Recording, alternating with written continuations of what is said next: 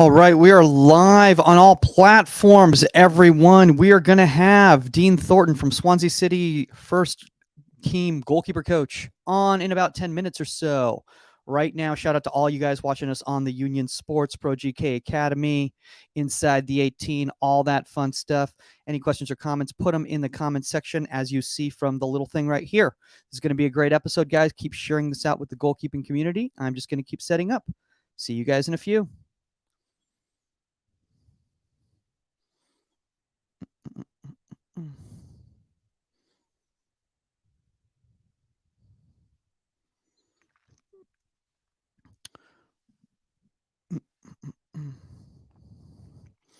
Again, guys, starting in a few minutes. Oops.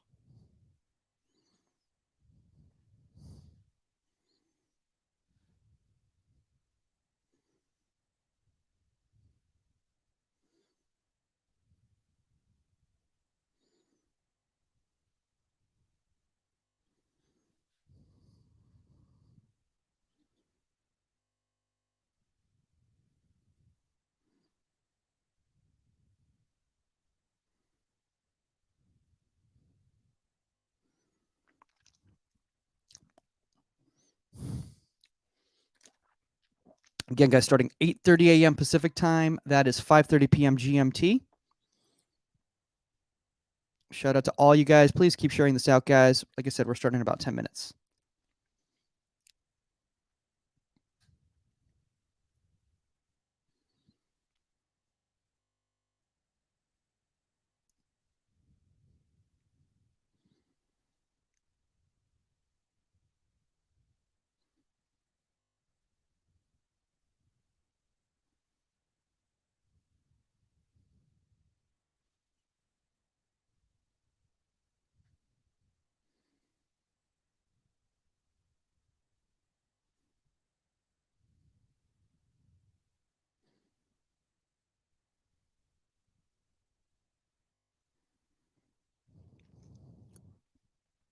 Good morning, everybody. I'm still waking up as well, too, for those of you guys on the Pacific Coast.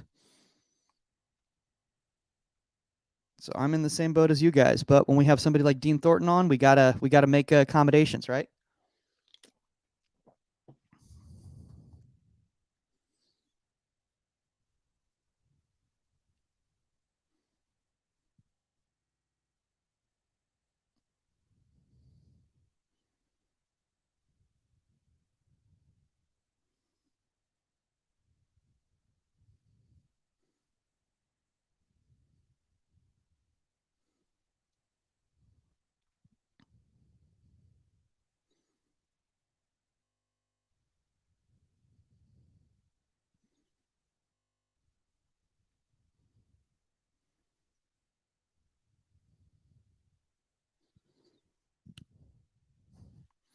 We got some new comments in the comment section here. Shout out to all you guys watching in France and Argentina right now.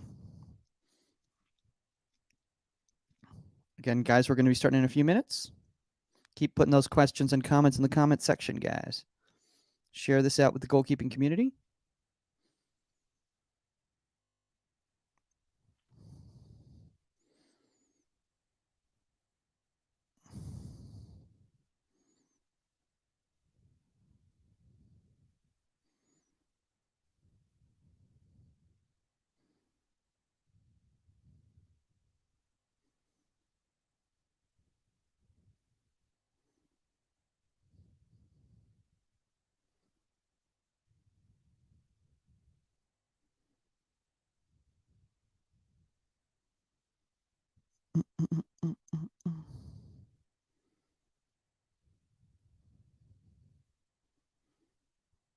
I believe that is everybody. All right.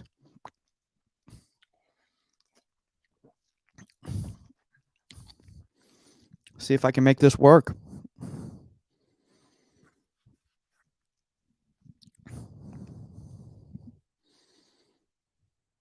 Nashville. Awesome, guys. Please in the comment section on YouTube, Twitch, Facebook, the Union Sports, wherever you're watching right now, please put where in the world you're watching the show from. We love to know where our friends and followers are. Let's all learn together.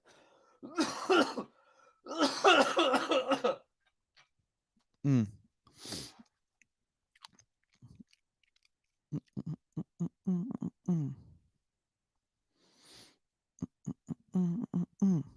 Nashville, Tennessee. Love it. Love it.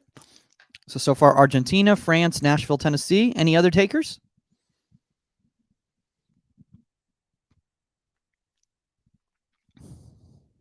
And again, guys, we're going to be talking about restarts today. Any comments on restarts?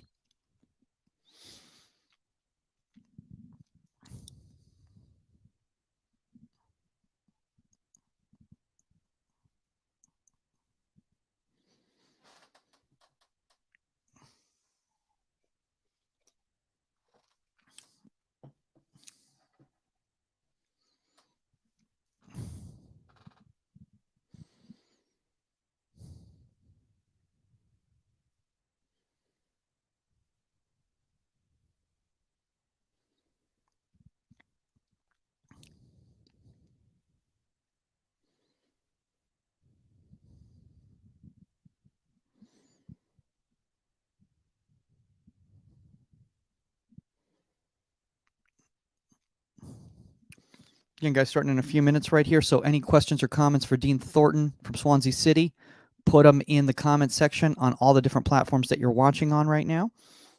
We're going to be starting in, like 3-4 minutes or so.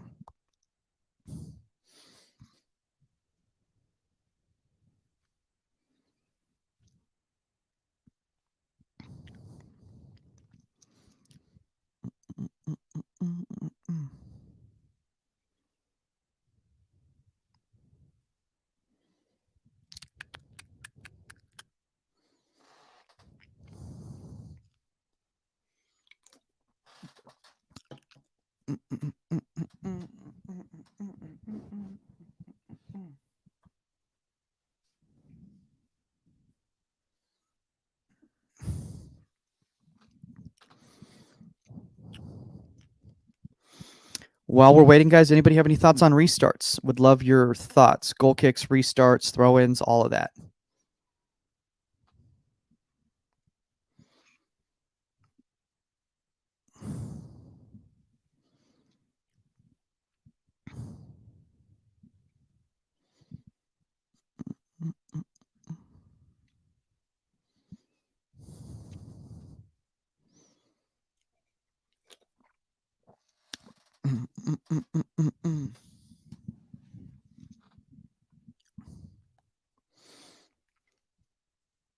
If you guys aren't familiar, while we're waiting, we'll let you guys know about this here. Hide occur comment. While you're waiting, guys, make sure you check out the free Union Goalkeeper community on all platforms. There's the link tree, unionsports.com. It's completely free, guys, all for goalkeepers. You're going to dig it. Start interacting in there, engaging, all of that fun stuff. You're going to really, really dig it. Check it out while we're waiting.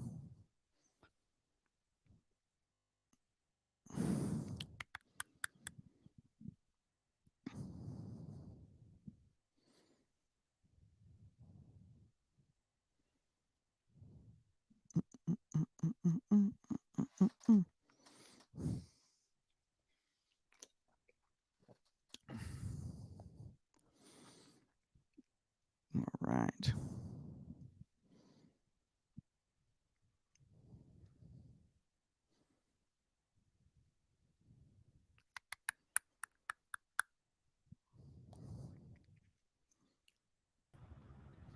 What's up, dude? Good morning. Good morning. Can you hear me? Yeah, you're a little bit echoey. Oh, I'm in the office. Hold on, let me see. My microphone should be. Oh yeah, hold on a second. Yeah. A little bit better. Oh my God, so much better. Yeah. Yeah, I have the mic set up here, and we don't have to be until like 12:30 today, so Yeah. everybody have the office to myself or the room to myself. Good times. Good times. What is it? I thought that was I thought it was your new place, dude. No, paintings up there. I have It's so hard because now my family watches the LAFC games at home, and we're what I know, at least we're a Galaxy family, so it's Yeah. tough when I'm supporting Steve and the first team guys, and then see my family supporting them as well, and they're like, look, they're paying the bills, so we're going to support them. But I think deep down inside, we all still support who. But of course I want to see Steve and the guys win, so I'll put on a brave face. That's a It's a weird situation you're in, man. I mean, we'll have to talk about that. That would be with Dean if it was like a Cardiff fan that was like working at Swansea. I don't know any of those or like those head-to-heads or Oh, you derbies. don't? I don't know. No, I don't know Okay. any of that stuff. I just know like the London Derby. I know that, and I know like the Manchester Derby. Like I know those are the big ones, but other than that, I don't really know too much. Yeah. Hold on. I'm just checking to see. What's up, Eric Strobeck from Nashville? White Pearl Prod from YouTube, from France. It looks like so. Just saying hi to everybody, Mike. Oh, nice. Yeah, we got Argentina. Oh yeah, we do. Wow, it's a mix of everybody. We got a lot going on here. I'm just texting Dean to make sure that he got the link here, the right link here.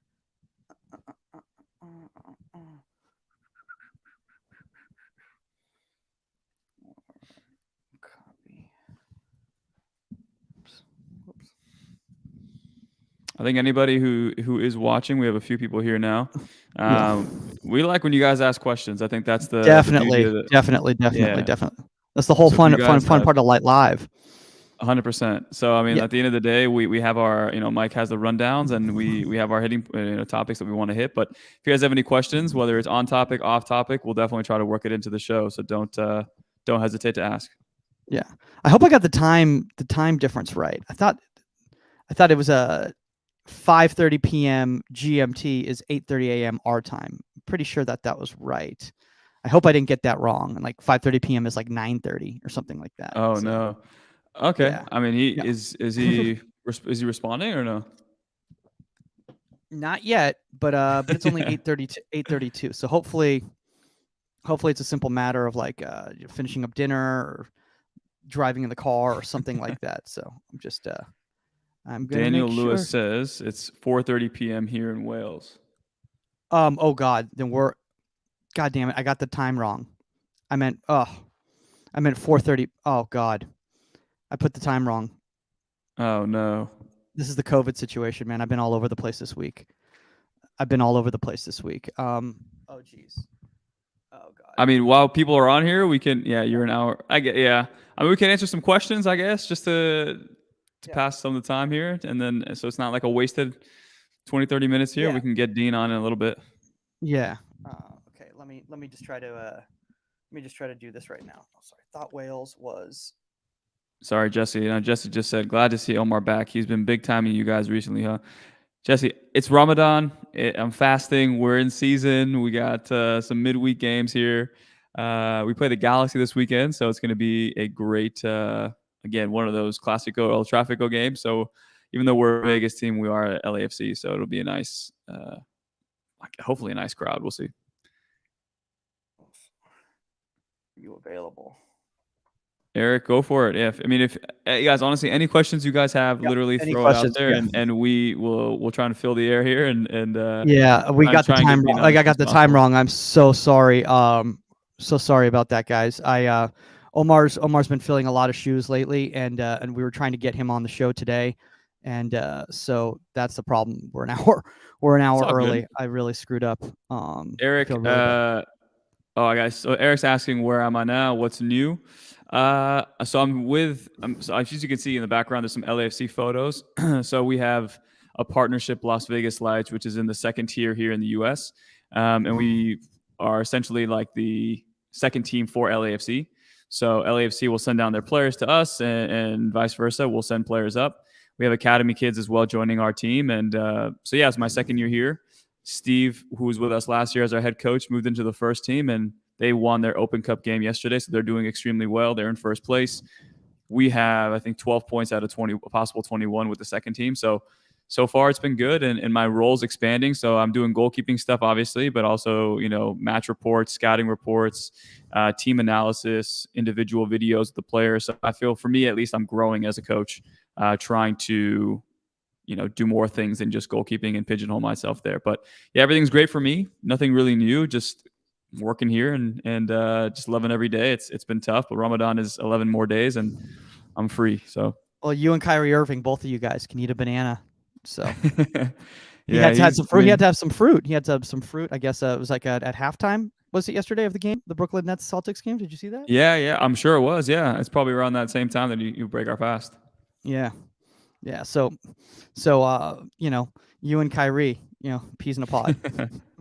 What's up? You're like, Stan? I don't know if everybody in the Islam community wants Kyrie Irving to be our number one spokesman, but after what he did, I mean, you can go back and forth with that conversation about the fans treating him a certain way and all that, and his response. But at the end of the day, you're a professional athlete, and I mean, it goes both ways. If you're a fan and you're berating a player, at the end of the day, too, you got to take it a little bit back. He's the one who's going to get the criticism for doing what he did and throwing up the middle fingers. But still, I don't blame him for it. It's only so many comments you can hear before responding. Yeah, I can't believe I got the time wrong. I'm such an idiot. I should have checked what Wales is. The time in Wales. I thought it was 8 hours because I thought noon was 8 o'clock. For us was 8 o'clock for them. 7 o'clock was 11. 6 o'clock was 10. Okay. 5 o'clock. Oh God, yes. I was. Well, let's see. Let's see if hour. maybe he's free and can come join us a little sooner. But here's a great question by Daniel Day-Lewis. Let's just throw this up here right now while we're at it. Did you just say Daniel Day-Lewis? Daniel Lee Lewis. I'm sure he's got that. Daniel Day-Lewis has also got a great question for us. How does Ramadan affect the concentration and energy levels of the goalkeeper? Omar, you can answer this personally. Yeah, I know. I think from my experience playing while fasting, I think it's helped me in terms of like overcompensating and really trying to focus on the little things. I think you go into it expecting to do bad, and I always use that as kind of like my excuse. And then I used to have really good games because I felt that every little bit of technique or finishing or coming out for a cross and making sure that either collected or give it a good punch, I really put my focus down like double as determined, I guess. And then I felt that I did well. But I think at the higher levels, obviously there's more pressure, there's more mental fatigue that goes into it. So I can't speak for that, but as a player, I think it was something that helped me a lot. Yeah, I mean, obviously it's not the same type of a thing, but I mean, Yom Kippur, people fast on Yom Kippur that one day or whatever. And honestly, it's nothing. It's nothing like that. You're like, yeah, that's like 4 hours, dude. Like, relax. Like, you can handle that. But that's my only experience with it is like fasting during Yom Kippur, and by that I mean like 2 hours maybe. Basically, I skipped a breakfast.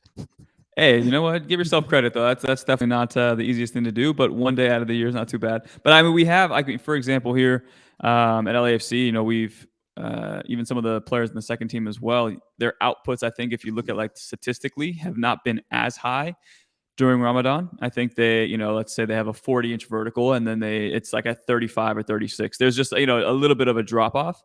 But I think, again, as we all know, you can be the best athlete in the world and still have everything up here that allows you to perform at the next level. So I think a lot of those guys really try to tap into what's in their mind and between the years, I guess, and rely on that. And I think that it serves them well because, I mean, you really try to figure out what you have inside of you and dig deep. And I think for me as a coach, last year we had trialists and I had to do individual sessions because of COVID. And we'd have a 9 a.m. session and then a 10 a.m. session and the team training at 11. So I'd have like 3.5, 4 hours of training. So mentally for me, I was able to figure out, okay, what is my capacity? What is my bandwidth? How much can I actually do? And you find out during Ramadan, at least for me, it's like, oh, damn, I can actually, get an extra workout in and I can actually delay the fatigue and realize that, I'm stronger than I actually am. So it serves a lot of purposes for me. I mean, look, I would say that one of the things is that when we talk about mental strength, that's such an important thing as a goalkeeper. And even if it's not as something as like fasting and not having water or anything like that, but like just in the matter of like in the match game, right? Let's say it's really hot or it's really dry or whatever, and you just have to deal with those elements and you just have to push through it and not think about it. Because Omar, you've always told me that with Ramadan, the later on you get throughout the process, the easier it becomes because you become accustomed to it. It's become your new normal as opposed to something that's foreign to you. Yeah, it's all about routine. And I think that's why if you get, for example, like with a goalkeeper, and we have some young goalkeepers here that we're working with day in and day out, it's for me as a coach assessing like what is a good routine, like what tools do you have, and then what routine can we put around you, whether it's the gym, whether it's on the field, whether it's through film, whatever it is, put that routine all into one, and then see if that routine allows that player to reach their max potential. So I think for Ramadan, for me at least, if I'm going back to that, it's what's my routine and what is my best version and what routine will get me to that best version. So throughout the month, I mean, we're in day 19 or day 20 now. And for me, it's like I'm figuring out that I have to wake up and stay awake. So I wake up at 4:20. Today was at 4 a.m. I woke up, I had my oatmeal, then I had my 3 cups of coffee, and I stayed up the entire time. So for me, that's my process. And I know that I need to stay sharp throughout the day. Later on in the day, I get more fatigued, but that's what I got to do to make sure that I'm at my best. So how many hours of sleep do you get? Not enough, man. Like right now, it's been like 5 hours. Wow. Yeah, it's been 5 hours for a month. Is that because of the workload, or is that because of also just the responsibilities with Ramadan? It's both. But I mean, I'm finishing up like my snacks, or I'm eating until like 9:30, 10 p.m. That's just have my big meal and then I have a snack or two. So I try to stay up a little bit, do some reading, or sit up to not feel bloated in the morning. So yeah, it's delayed until like 11:30. So yeah, about 5 hours a day. Let me ask you a question though, in regards to this. Like, what about for young goalkeepers out there who might be experiencing, where they've got different things going on in their lives that are away from goalkeeping? And you seem to be able to be doing a really good job of prioritizing, what's important to you and still getting your work done. Like, what advice do you give to them? Like, let's say it's a school assignment, or, it's a family gathering or whatever. How can they make this work within their goalkeeper schedule? I mean, my best advice is try and it's very difficult at that age to have that perspective and have that insight and understanding of how do I balance everything. I think for the most part, finding a mentor, and I think for us as players, the mentors are the coaches that we have and our goalkeeper coaches specifically. So as you know, Mike, as we get older, we have bad habits and we try to iron out those bad habits. So we gain experience and perspective on life. So we're able to share to the young kids how to prioritize. So I think if you're a young kid and feel a little bit overwhelmed here and there, or don't feel like you have your priorities straight, speak to somebody, especially your goalkeeper coach, and see how they've kind of navigated that process throughout their life. And in my opinion, they'll impart some wisdom on you that'll allow you to start prioritizing things. And in my opinion, just increase your bandwidth, or help you categorize things in the right way so you can feel more, I guess, your days are accomplishing something. Yeah, no, it's funny that you were saying that, because actually Harry just brought up a really good point right here, and I'm going to throw that up there right there. Harry goes, how has your work life, personal life changed since working within a professional club environment? That's actually a really interesting question, Harry. I think, Harry, to answer your question, I think for me, it hasn't really changed too much. I mean, once you're inside the office and once you're inside the building, you kind of forget that you're working for a professional club. You just kind of like becomes your routine, so your day to day. But I feel like a lot of the habits that I had because I own my own business, you don't really like. Obviously, you have to look yourself in the mirror now and not time and time again. But here, when you're working for a professional club, the standard is much higher. So, like on my personal life, if I didn't want to get things done, I'd delay it and procrastinate. But now that I'm with a professional club, it's not just my name attached to something; it's their name attached to me. So I feel like my work has been really, like, I have to check it twice. I have to make sure I get it done early. Even if I'm fatigued or tired throughout the day from whatever it is, I have to make sure I get the job done. And I can't be turning into our head coach, Enrique. I can't be turning into him some video that's, lack of a better term, half-ass. So I feel like my standard for myself and for what I produce on and off the field has gone up. And I feel, for Mike, me for a long time. I think I've had some bad habits as a coach, trying to overcoach. And I feel like now that I'm dealing with these players who are a little bit more further progressed, I'm having to deal with more on the personal side as well. Like the technique and everything's great, but as Dan Abraham said, I think as coaches, we think that everything is technical based, when in reality, there may be something that is going on in the player's head that is not allowing them to produce or play as well as they need to. So I feel like for me at the next level, it's been more of having those deeper conversations with the players and saying, hey, look, this is where I think you're at. Where do you think you're at? And having them share how they view themselves, so that it gives me more perspective on, okay, look, you're not playing well, but what is it? Okay, you told me about this a few weeks ago. How is that? Let's discuss that and see where that is in your life. So for me, it's the full picture now, and I feel like without the professional side of things, I wouldn't have gotten to get that experience. It's funny how you said that in regards to we always kind of go back to so it's a technical mistake, or it's a tactical mistake, because that's how we've been kind of trained our entire time. I mean, just even think about something as simple as right now is like, you might think that it was a technical mistake that I got the times wrong, whether that it was an 8-hour or 9-hour time difference when it came to Wales. No, it was a mental mistake because of my brain processing power with COVID. And wow, I'm not gonna lie, everybody who have said, oh geez, you should, I can't believe that you're having. I mean, Omar, when you had COVID, I was like, oh come on, it can't be, your brain can't really be like, oh yeah, my brain's not processing right now. So I don't want to make this a public service announcement, but no, it's okay. I mean, let's see. Sorry, Dan, let's see. It's very interesting. Just again, I'm going to read Daniel's comment here. It's very interesting because if you're mentally fatigued in game, and let's say you're not being tested, then your mental concentration may likely be a lot less through Ramadan. Is it harder to switch back on if the opposition breaks on the counterattack? I mean, again, for me, maybe it's recency bias, and I feel like sometimes I remember myself being better than I actually was as a goalkeeper. So I'll do my best to try and give you. It's got to be personal. Answer. That's got to be personal, though, right? It's a personal based on the person, right? It is, yeah, it is. I think for me, I mean, on a personal level, I felt that I had ADHD, so I would be. Like, as you know, Mike, I would look at the planes that were flying by. I'd look at the ice cream truck and figure out, okay, what am I going to eat after this game?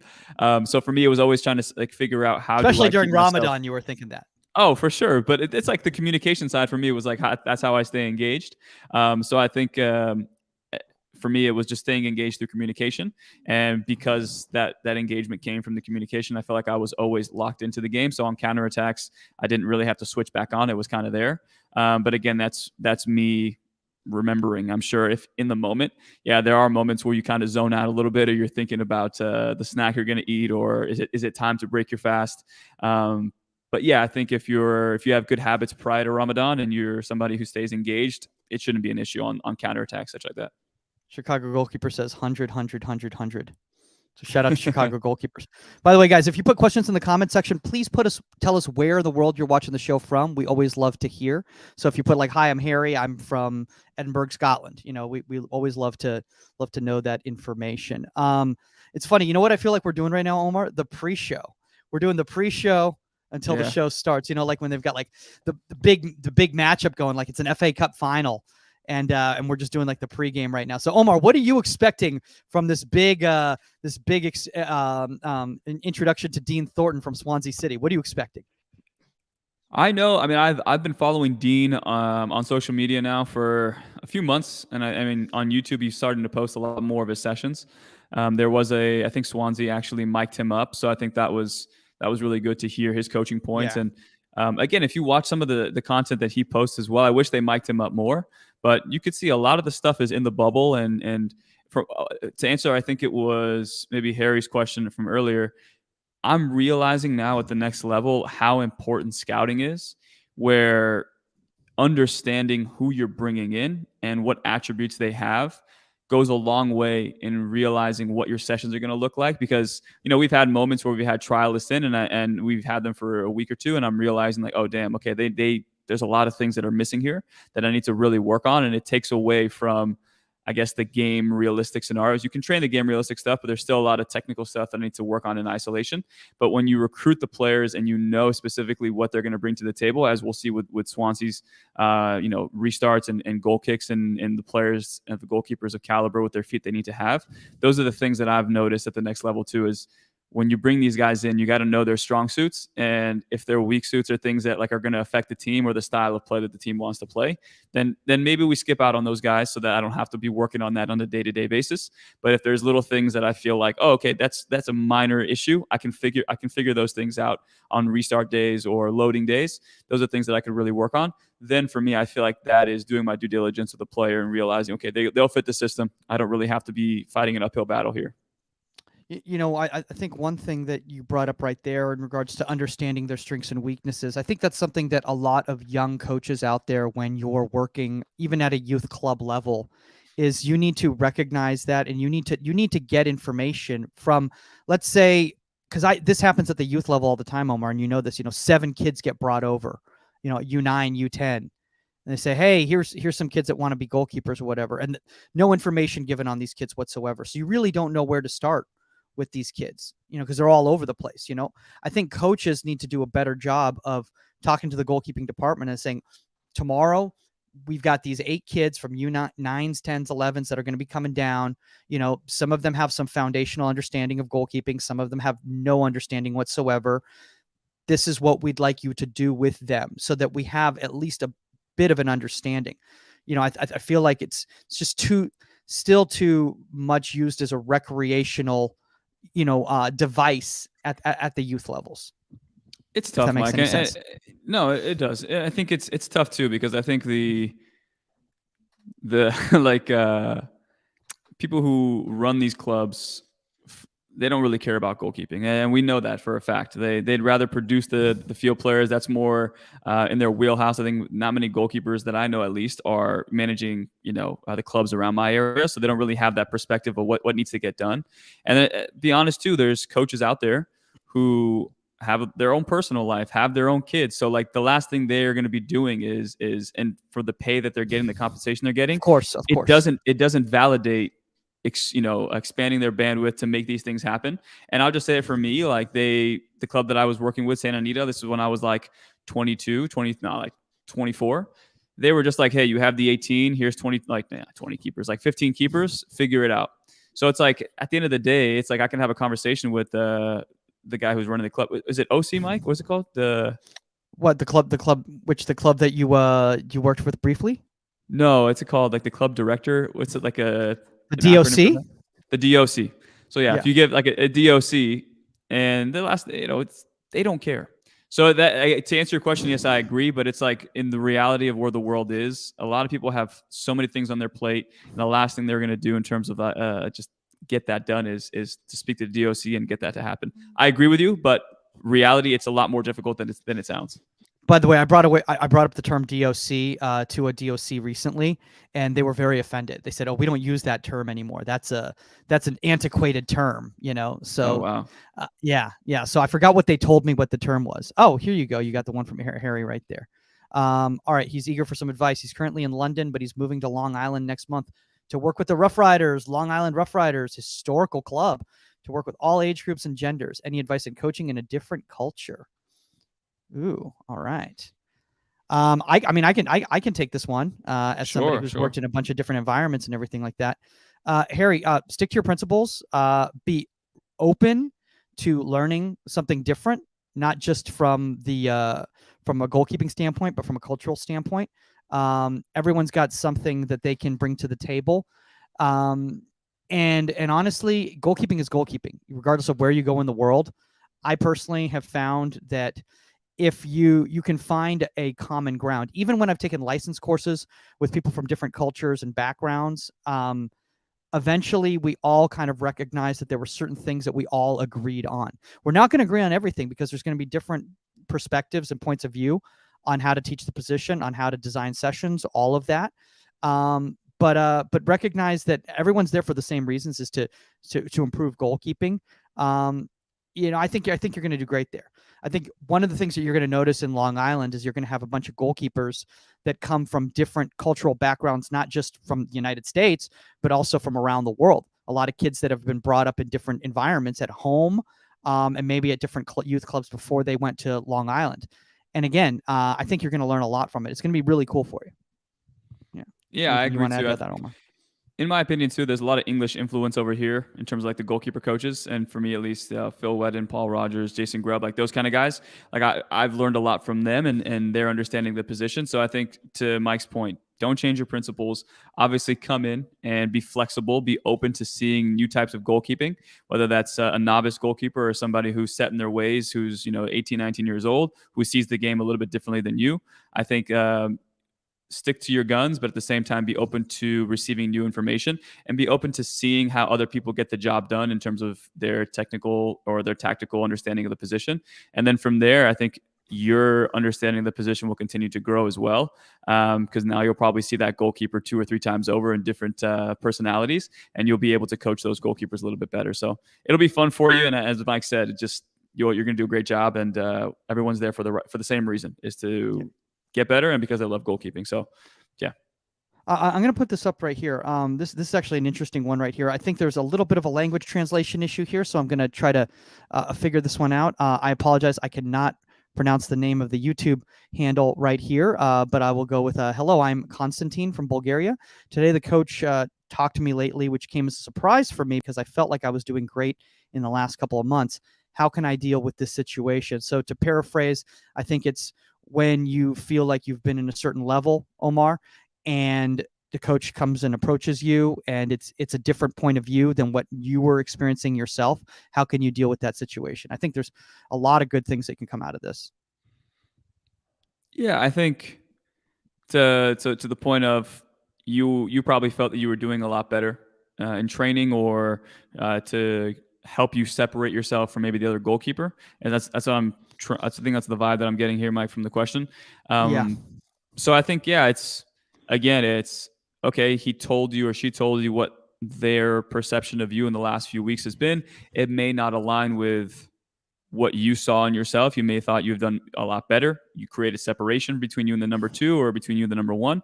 But then I would ask the coach, like, look, this is where I'm feeling that I'm doing really well. Can you tell me what I need to do better? And then if, it's slight difference, then all you need to do is bring more attention to that in training sessions with your goalkeeper coach or with yourself. And in my opinion, at the end of the day, it's the finest of margins. And if one coach sees that you've improved in the principles that he finds to be priorities for his philosophy or her philosophy, then in my opinion, that helps you gain a little bit more ground.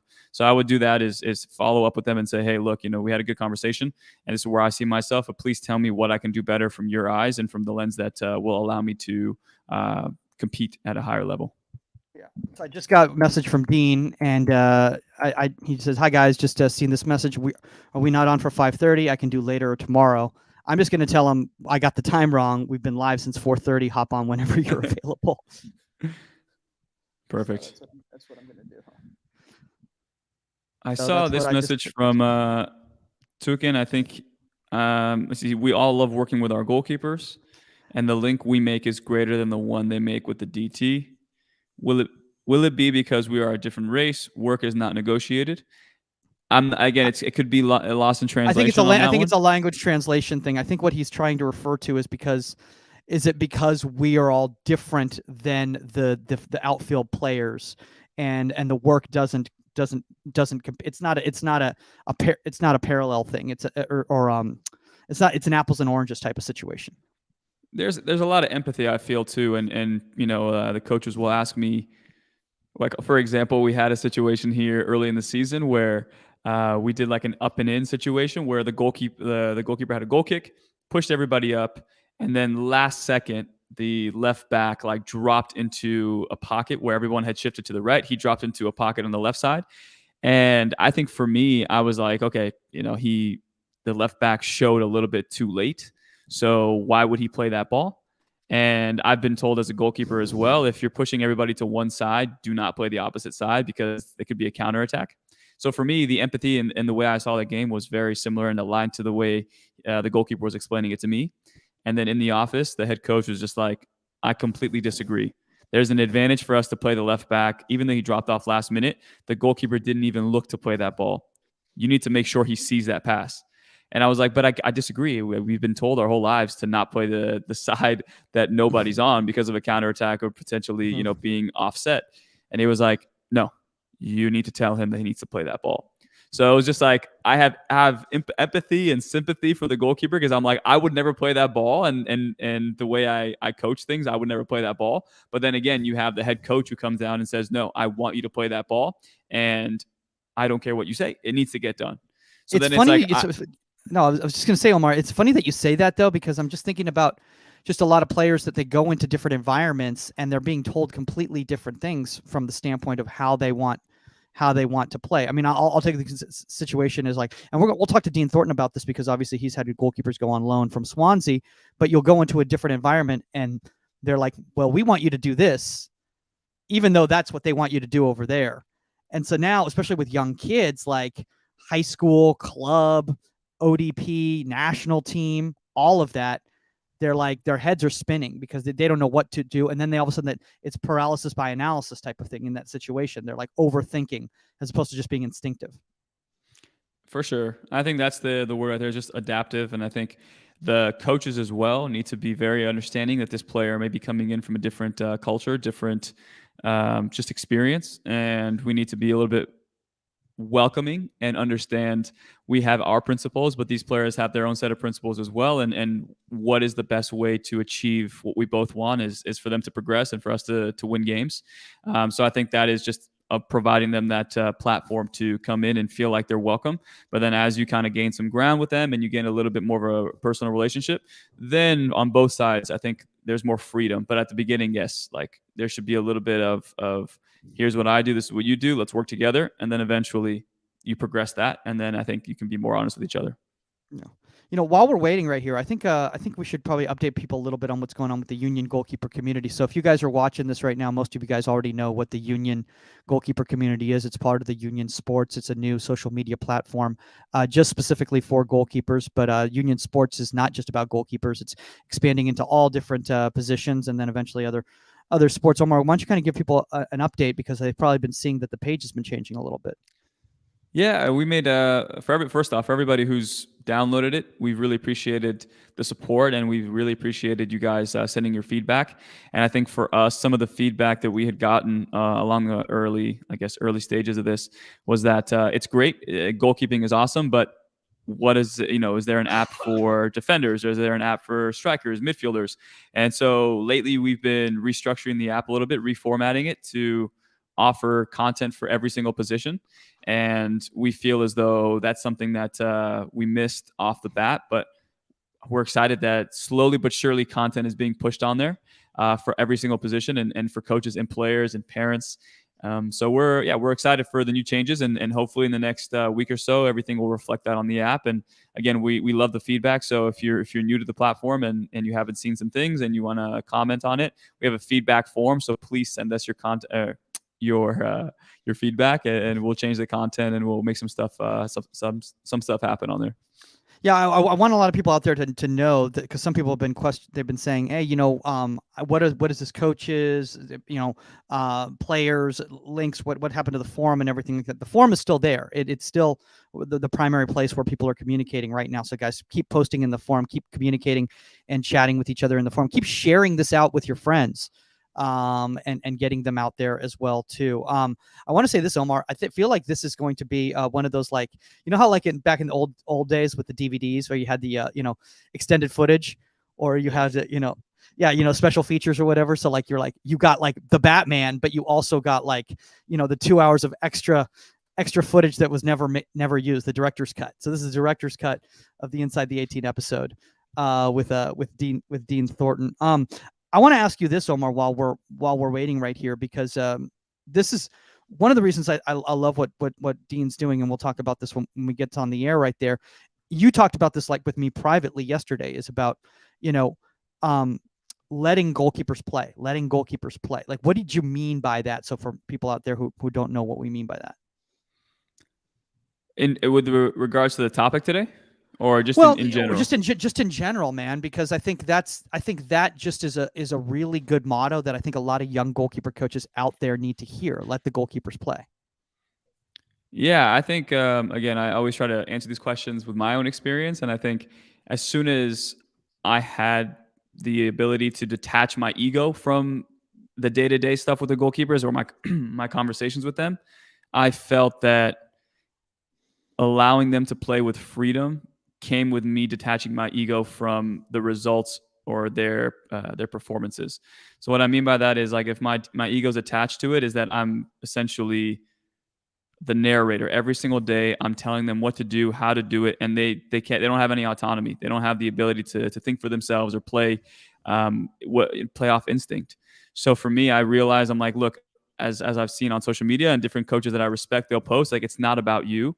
And there's so many layers to that one statement. And I think as a coach, you have to reflect on that. And as I've reflected on it, I'm recognizing, like, damn, it isn't about me. Like, at the end of the day, like, there's a lot of tools and things that I need to learn as a coach, and then so that I can, like, disperse those little, like, sound bites to the players when it needs to happen. But in reality, like I told you earlier, scouting is so important. So if you're scouting a player and you feel as though they're a good fit for the team, there's a reason why you brought them to the club. And so for me, it's like detaching my ego of, like, we've done our due diligence. You're a good goalkeeper. We're going to do some maintenance work. If there's things that I feel like we need to work on, I'll isolate it in training. Just trust me on that. But again, then by you trusting me, I need to trust you come game day. So when the game happens, if you make one bad pass, recognize you're going to have like 10, 12 of those actions the rest of the half. So for me as a coach, having that perspective of there may be 10 more actions, I'm going to allow you to get to the half and then we can discuss it. But why am I going to comment and yell at you from across the way? Unless it's something that's so egregious that needs to be yelled at and you're playing a short ball to somebody who doesn't want it, then I will tell you that. But for the most part, I like to let the goalkeepers just be playing off instinct, and then we'll have a discussion. Because the last thing you want to do is bad pass, and then look at the goal. You look over at the goalkeeper coach to see what they're, or the head coach, and see what they're going to say to you. When in reality, it's like, no, like, the game is imperfect. So play imperfect, and then minimize the risk. But at the same time, too, give us the reward that we need from the scouting that we saw from you.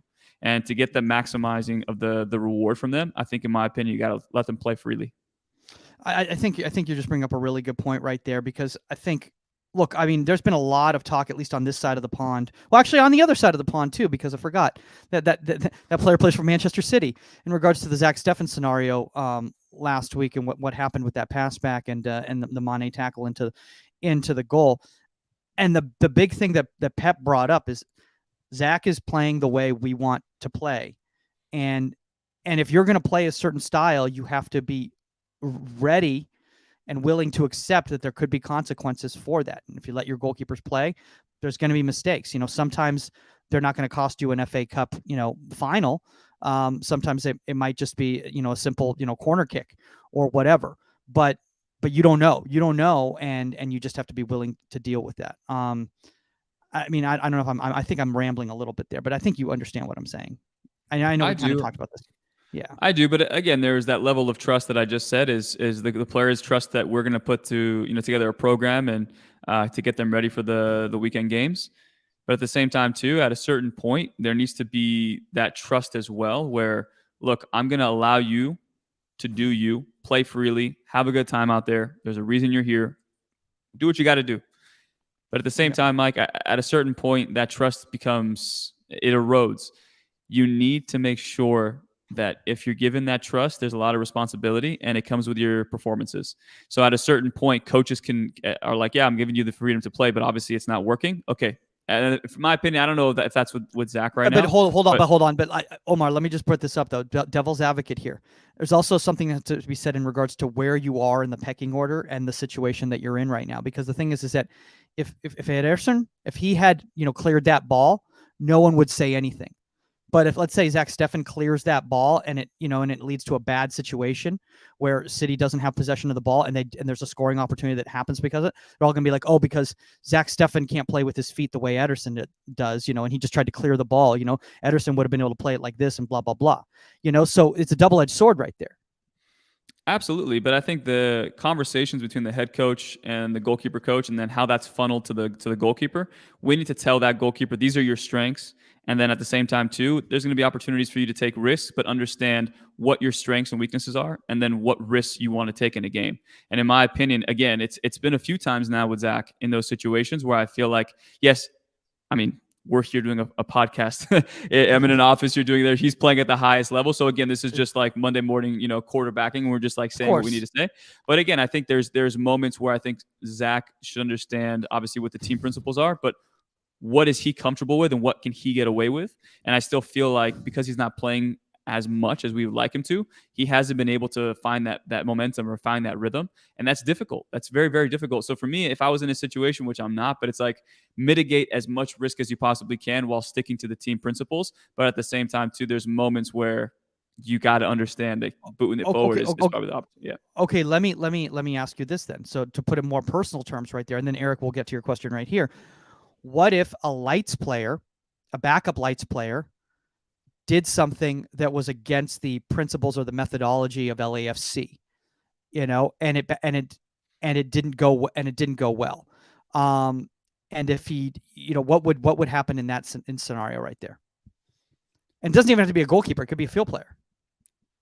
I mean, I think when you look at it from the development side, yeah, I mean the head coach and the Marco Garces, who's one of our, he's a guy. I'm just trying to play. So it's like you get in your head because you're told to play a certain way, and you're scared. You're scared about your own playing time. I'm not saying Zach Steffen was scared about his own playing time, but if it's drilled into your head, you have to, especially young kids, play a certain way, and a play goes against that.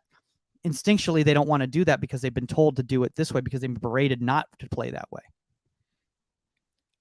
100%, and I think that. I'm with you. It's like you're giving them the freedom, and Pep has done a really good job, even with Ederson over the past few years, where he's made a mistake and he'll come out and say, no, like you just said with Zach, this is how we want our goalkeepers to play. But then again, it's like I'm giving you that trust and I'm vouching for you, but you need to reward me and create opportunities for yourself to not make those mistakes. So yeah, if it's going against the philosophy of the club, okay, if it's happening every single time, but he's played the ball well. It's just these moments that are being highlighted where I'm like, could it have been a better prep touch? Could you have taken it away from the goal? You see, so like those are things that I'm like, I feel as though you need to play within your strengths, within the team philosophies, and I feel like he's still figuring that out. Not to say he won't be able to do it, but we've seen it with the U.S. national team sometimes as well, where I'm like, did he need to play that ball? Or could he have just played it maybe the next action, which, the game progressed a little bit more, that six didn't have the pressure. He wasn't running vertically at you. Can you have maybe played that next time where he's coming at you at an angle? Where I'm like, yeah, like the team concepts and the context of the game matter. And I feel like still sometimes he's too married to the concepts of what the team wants, and the context does not offer that situation. See, and I wish we could play the clip right now, but we don't have the rights to that footage right there. But that ball was so direct. That ball was so direct, it did not put him in an advantageous situation. So, there has to be a little bit of fault as well, too, to the player that played that ball back, too. It can't all be on the goalkeeper is what I'm trying to say. I feel like, but it's not an isolated thing sometimes, though, Yeah. So it's like, it's, and again, we're just discussing it. And Zach's a really good goalkeeper. So that's kind of what I think a lot of us are upset about, is that like he's such a good goalkeeper that these situations are like taking away from the great things he does. But again, you're playing at the biggest club in the world. So those are the conversations that unfortunately will swirl around you a little bit. Yeah. Okay, you're going to throw that one up there? All right. So this is from Eric. Eric, also let us know where exactly you're in from. I think that is a great methodology. It is not, sorry, Mike, I don't know if you were coming in, but it does not do much good to perform and after action review in the heat of the moment. Let the situation play out. Let the player process the action and then have the conversation. Exactly. 100%. I think that's been a staple in how I coach, and it's allowed me to, like you said, there's like high emotional moments, and sometimes you can say the right thing, but it comes across as the wrong thing, and that trust that you have with the goalkeeper is completely shot. And so I think that's the difficult part. Like I said, being in the professional game, it's like these players have high standards for themselves. They know they've made a mistake. So it's not about critiquing it. It's about when you critique it, how you critique it. Is it a conversation, or are you coming at them with accusations of what they were thinking versus, allowing them to, impart the wisdom of what they were experiencing versus what you saw. So I think that to me is it's important. Yeah. Look, I think every situation is different. Every situation is different. And, we can't compare what happened with the Zach Steffen situation, to something that happened to a U9 player, because completely different environment, different energy, all of that. And also you have to take into consideration where the player is in the moment in their lives too. That's really, really important too. I think especially at the youth levels, like we do too much talking after a mistake or after any sort of scenario, when we should probably give it a couple days before we even bring it up, in my opinion, Omar. I agree. But again, that's your ego, right? Like your ego is like, I'm the person who's going to provide a solution to this goalkeeper of why they made that mistake, or I'm going to tell them it's a technical error or whatever. So your ego gets inserted and you say things at the wrong time. And I know that because I've said things at the wrong time that I've completely regretted. And I'm like, damn it, why did I say that? But that's the experience you need as a coach to understand when you're going to say things and when you're not. Well, speaking of what to say to coaches, look at this guy right here who just came on board right here. I am such an idiot with my timing. Dean, can you hear us? I think he's still setting up right here. He may still be setting up. Let's see here. He's there. I just think his audio. He's there. Yeah, his audio might not be there. I don't know if he can see us. Can you see us? Let's see if he can see us. He may not. Let's see. He'll figure it out right now. I think he'll figure it out. So I'll take Dean off for the second right now. So let's see here. All right. Well, let's while Dean's doing that, there actually was another question here from Jamie Wilshire. So let's just throw that up there right now. What would you recommend for keepers who train for a team without a goalkeeper coach? Great question. Dean, can you hear us? Guys. Yes. Oh my gosh! Look at this. Sorry, guys. It's no, I'm the idiot. When I got your text, I was just leaving the training ground in the car on the way back to the hotel. I'm an absolute moron. I got the time wrong. We'll talk about that when we do that. Jamie, we'll get to your question in a second, right? But right now we're gonna start the show, guys. Thanks for everybody who's been joining the pregame show. This has been absolutely fantastic. Keep those questions and comments coming, guys, because we're about to start the show. Here we go.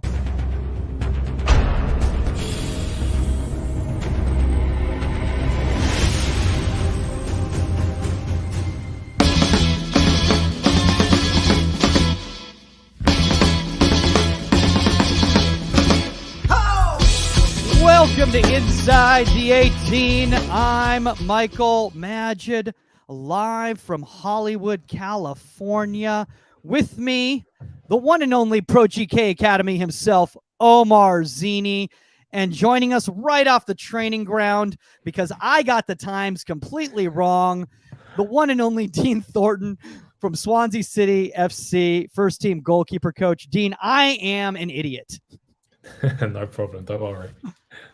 I honestly, man, it was one of those things where literally somebody pops up in the chat section and they're like, it's 4:30 in Wales right now. I'm like, oh, it is not 5:30. I did not have this right. Omar's like, it's fine. We'll just do a Q&A for the next hour. I'm like, all right, guys, keep those questions coming. Omar's your throat. How was the Q&A? Okay? All okay? Yeah, it wasn't bad. Yeah, that was bad. Yeah, but I mean, we filled the air. I think a lot of people came for you, but we did what we needed to do. Guys. No, it's okay. It's okay. Good to have you now. It was hilarious because it said like up on the thing, it said like, any questions or comments for Dean Thornton. People were like, wow, he sure has gotten a lot of sun lately. He looks a little different the last time we saw him. Dean, for some people out there who are listening or watching who might not be familiar with you, why don't you tell everybody a little bit about your job over at Swansea?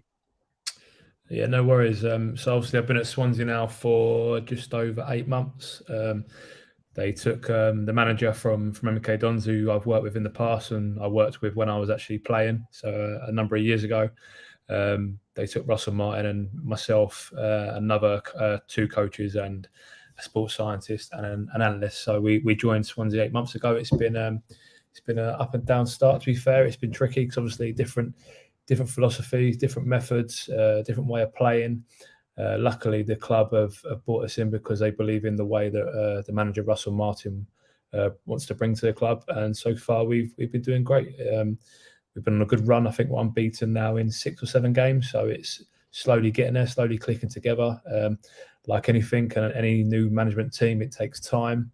And we're really lucky that the club we're working at in Swansea really believe in us as a staff, and obviously we believe in the players to get us to the promised land, which eventually is going to be the Premier League. It's great that you said that right there, because Omar we were talking about this earlier, and we were talking about letting your goalkeepers play, and And we really, honestly, we've just been loving what we've been seeing with Swansea, because, I mean, talking about letting your goalkeepers play. I mean, I there was one moment we were watching Fisher, and I was like, is he going to go up the field? Like, I thought that he was about to take a shot on goal. So just going back to your point there, Michael, like we as a coaching staff, we give the lads free rein, where if they ever make a mistake playing out from the back, whether we lose possession, whether we concede a goal, it's not on them at all. It's on us as a coaching staff. And that's the first thing I think that's really important or a clear message to get put across, whether you're a first team player or wherever you're an 8-year-old lad that plays grassroots football. If you have a fear element of giving the ball away, you're never going to be successful, in my opinion. So even at first team level here now, we always say to them that if you ever give a goal away or give the ball away from playing out from the back, it's not on you, it's on us as a management team. You know, I mean, I love the fact that you said that right there, because, you know, we were just talking, you know, Omar, about the fact about the Zach Steffen scenario. You know, I mean, obviously there's been a lot of talk, you know, Dean, about that Zach Steffen scenario. I've got my thoughts in regards to from how that ball was played, so direct, you know, the situation that Zach is in as a reserve keeper, all of that. Well, not reserve, but backup keeper. You know, Omar, I know that you had said, you know, that you have to recognize that these mistakes are going to happen if you're going to play a certain way and live and die by these incidents. And I love, Dina, what you said about, you know, taking the responsibility. Omar, is that the same way you feel? Yeah, I mean, I think that's Dina. Actually, I posted a graphic of you like a month ago, maybe, and it was exactly what you just said. It's like I have it here. I'm going to read it. The message is clear. If you are a keeper or a defender and you make a mistake playing out from the back in the way we play, then that is on the coaching staff, not on the player. We're very clear on that. So everything you just said, again, I want to read the graphic, but I think that to that point, Mike, is like we are allowing you to play with confidence. And again, there's the give and take. We're allowing it to you, and we want to see the goalkeepers that have the ability to play with their feet and the ability to, you know, break lines with their passing. We're going to give you the confidence to go ahead and do it, but you have to. Omar, did you freeze? Yeah, I think I might freeze it. That's hilarious. Just going back to what Omar, you said there, you're completely right. You're giving them license to play. With us, we're massive on structure. I've seen it a lot over the years where they tell the goalie to play out from the back, but a lot of teams or a lot of individuals think playing out from the back is the goalkeeper plays to centre half.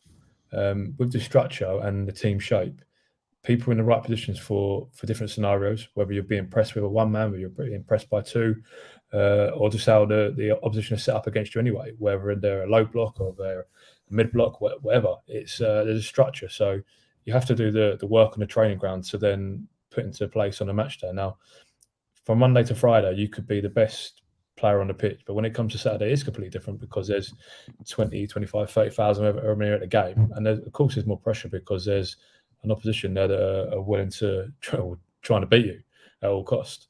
And this is where I said to you, Michael, yesterday about linking it to obviously the culture and like the lifespan of a manager. Managers have maybe 15 months in England in their job. So in my opinion, and it's only my opinion, it's really easy to go back to front, take a goal kick and you launch it 70 yards down the pitch. I think if you break it down again, how many teams where they take a goal kick, they launch it 70 yards, they lose the ball, and the opposition score against them. It never gets highlighted at all.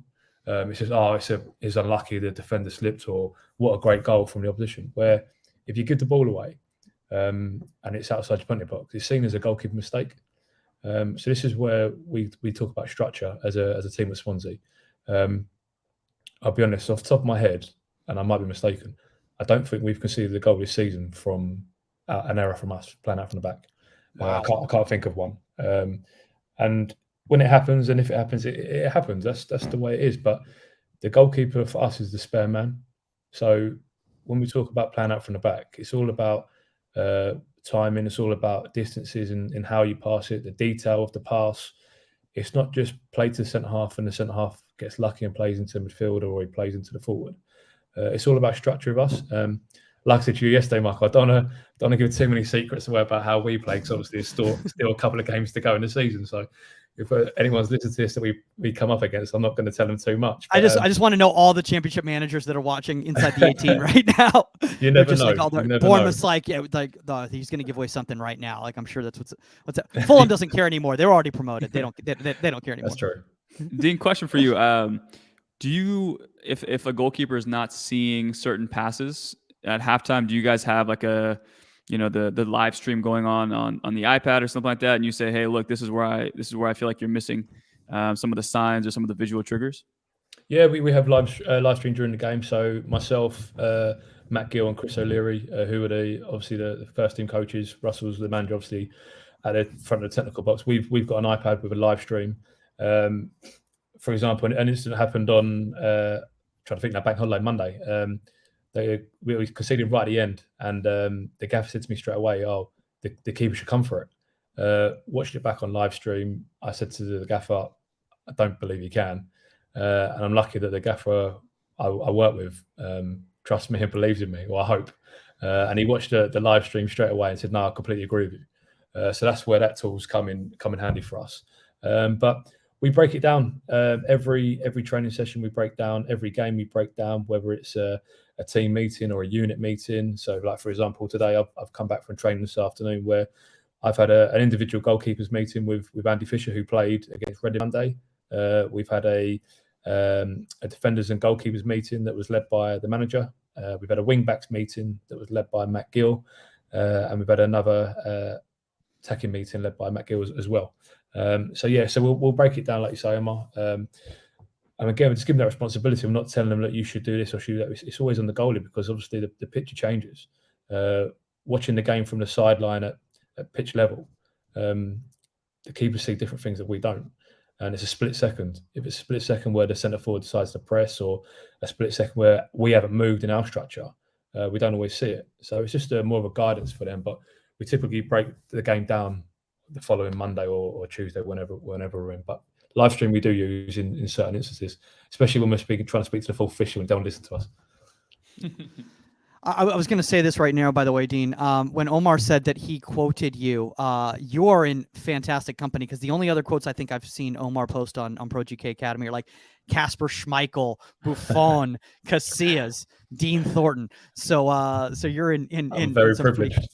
You're very. I mean, it was much better than me. It was for me too. It's like, yeah. I don't think coaches understand this, but like you guys give us younger coaches that courage as well. Like you guys have a specific philosophy, and a lot of people say they have a philosophy, but never on camera or never as like an actual soundbite. I think it was I think it was Swansea, actually, their own media team was interviewing you when you said this.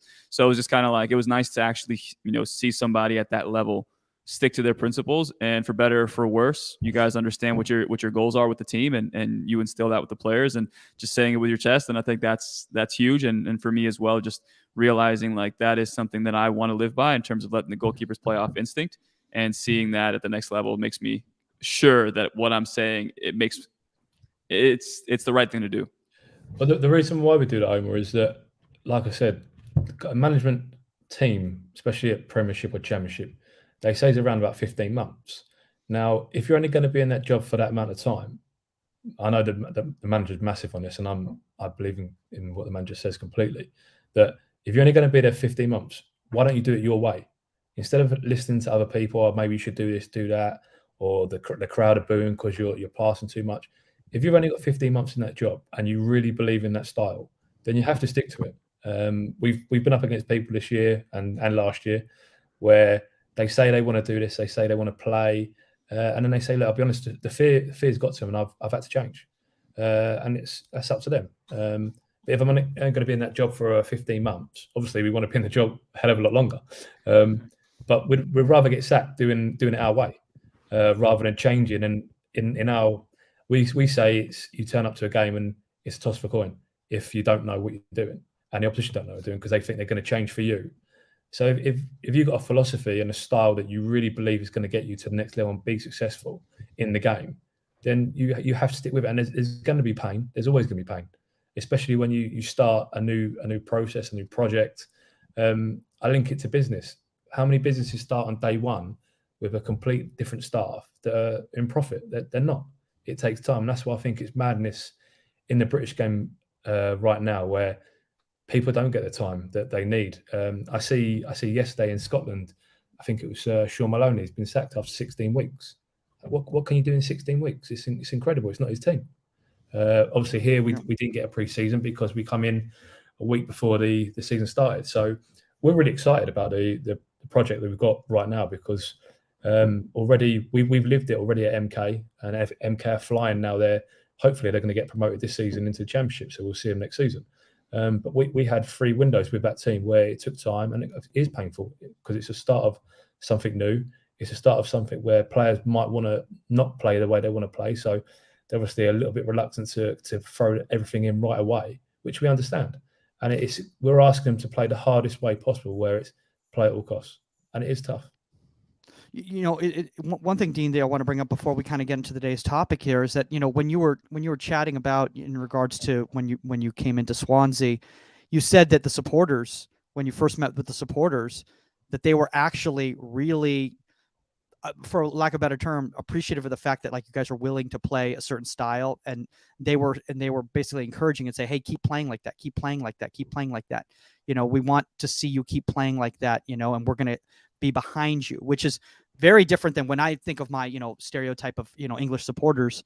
I think very much, you know, like get 3 points or we don't care, you know. No, so that's it. That's completely. I think that's massive if you have that type of an environment at the pitch like that. My first experience in Swansea, I come down a couple of days later because the actual day we agreed to sign for Swansea on a Sunday, I was actually in hospital. My little girl was born, so I had to come down 3 or 4 days later. And my first experience at Swansea was myself, one of the coaches and the gaffer. We were in a restaurant in town, and I see a fan looking over, and obviously they've recognised Russell. And I've said to Russell, there's a man here looking at you. I think he wants to say something to you. And he kept looking over. And I said to him, how are you? Everything okay? And he came up to us and just said, all I ask is that you play the way we see football, and that's total possession. And it wasn't the typical, as you say, Michael, make sure you win at all cost and get the 3 points. This man was brilliant. He said, we love what you've done, but you've now got to do it here at Swansea. We're massive on the philosophy and the style of play. And I come away going, I've never had that in my life, ever. I've had 16 years now as a coach, 15 years, I can't remember now. But it's the first time I've been at a club where a fan's actually said to me, all we ask is you keep the style of play. And I thought that was incredible. And that's when we knew straight away we're at the right club for us as a management team and a young management team. Yeah. Let's move on to this topic right here, guys, and because I think this is a really fascinating topic. And today's guy's topic is restarts. I think it's something, you know, Dean, that I think a lot of young goalkeeper coaches don't even take into account when they're putting their session design together. It's very artificial when they do it. So for maybe some people out there that don't know what we're referring to, what do we mean by restarts? So for us, obviously, a restart for us is a time to get back in possession of the ball. And we say it's time to hurt the opposition, because when we've got the ball on a restart, for us, we want to play as quick as we can. We want to keep the ball in play as much as we can. But we also want to drag them about. And it's the worst thing in the world when you know you're going to an opposition team and you're not going to touch the ball. So for me, a restart could be a goal kick. It could be a direct free kick. It could be a corner. It's just another way of us to hold on to the ball and hurt the opposition physically and mentally. Yeah, you know, Omar, I want to ask you this because, you know, one of the things that with restarts we were talking about earlier, I mean, I don't want to make this topic about Ramadan, but we were talking about mental focus. You know, a lot of younger goalkeepers, and I know you've worked a little bit with the academy level, you know, they're spaced out on these restarts. They don't recognize how important at the professional level, you know, their positioning, where they are in regards to the rhythm of the game, you know, and what the tendencies and are of the other team are so important for them and where they're positioning themselves on these restarts. Yeah, I mean, the biggest one is when we talk about receiving the back pass. I think a lot of times as we were growing up, they tell us to stand outside the goal just a little bit, just in case there's an error. If that ball goes under your foot, it goes out of bounds, and you know, the risk versus reward, we check that off the box. But then now I'm realizing too, to gain that actual ground and to force the opposition, whether they're pressing with 2 or they're pressing with 2 and then, you know, somebody pressing R6, is to stay more central in the goal, so you have more space to actually find a pass or get a prep touch moving forward and then find a pass to break some lines. So I feel like to that extent, Mike. For me, it's like a lot of kids are married to trying to do things a certain way, when in reality on restarts there's a specific way, as Dean said, it's to hurt the opposition, and it's getting out of that, I guess, line of thinking to actually create more advantageous positions for yourself. So for me, that's the only thing that I've really struggled with these, in private sessions with young kids, is they always show outside the goal, when in reality, in my opinion, it's like, get comfortable receiving the ball at the center of the goal, just so you have an opportunity for those guys, two guys that are pressing. They have to actually cover more ground, and then it gives you an opportunity to shift some lines, and then from there to exploit and expose certain balls down the field. Yeah, Dean, I got a question for you right there, and feel free to step in any time here. Is that at the foundational ages, when you're working at the academy ages, and I know you've done a lot of work with your academy, and feel free to talk about your academy anytime you want. We're happy to plug it. How often do you work with the younger players on understanding their role in a restart, and how important where they are off the ball is to the match situation? I'll be honest, I haven't worked with the younger players for a long time now. I've obviously been working more with the senior team. So I can only go really on what we do with the senior team. Every day is the answer. Every day is a day of working on a restart. And because obviously that's the start of the process, we call it, you have to keep re-highlighting the topic. You have to keep changing things, because 2 or 3 games in, some teams will suss you out, and you have to find another way. And we're never going to change away from playing out from the back. We're never going to decide to hit a ball into a channel, because we don't believe in channel balls. I think it's madness.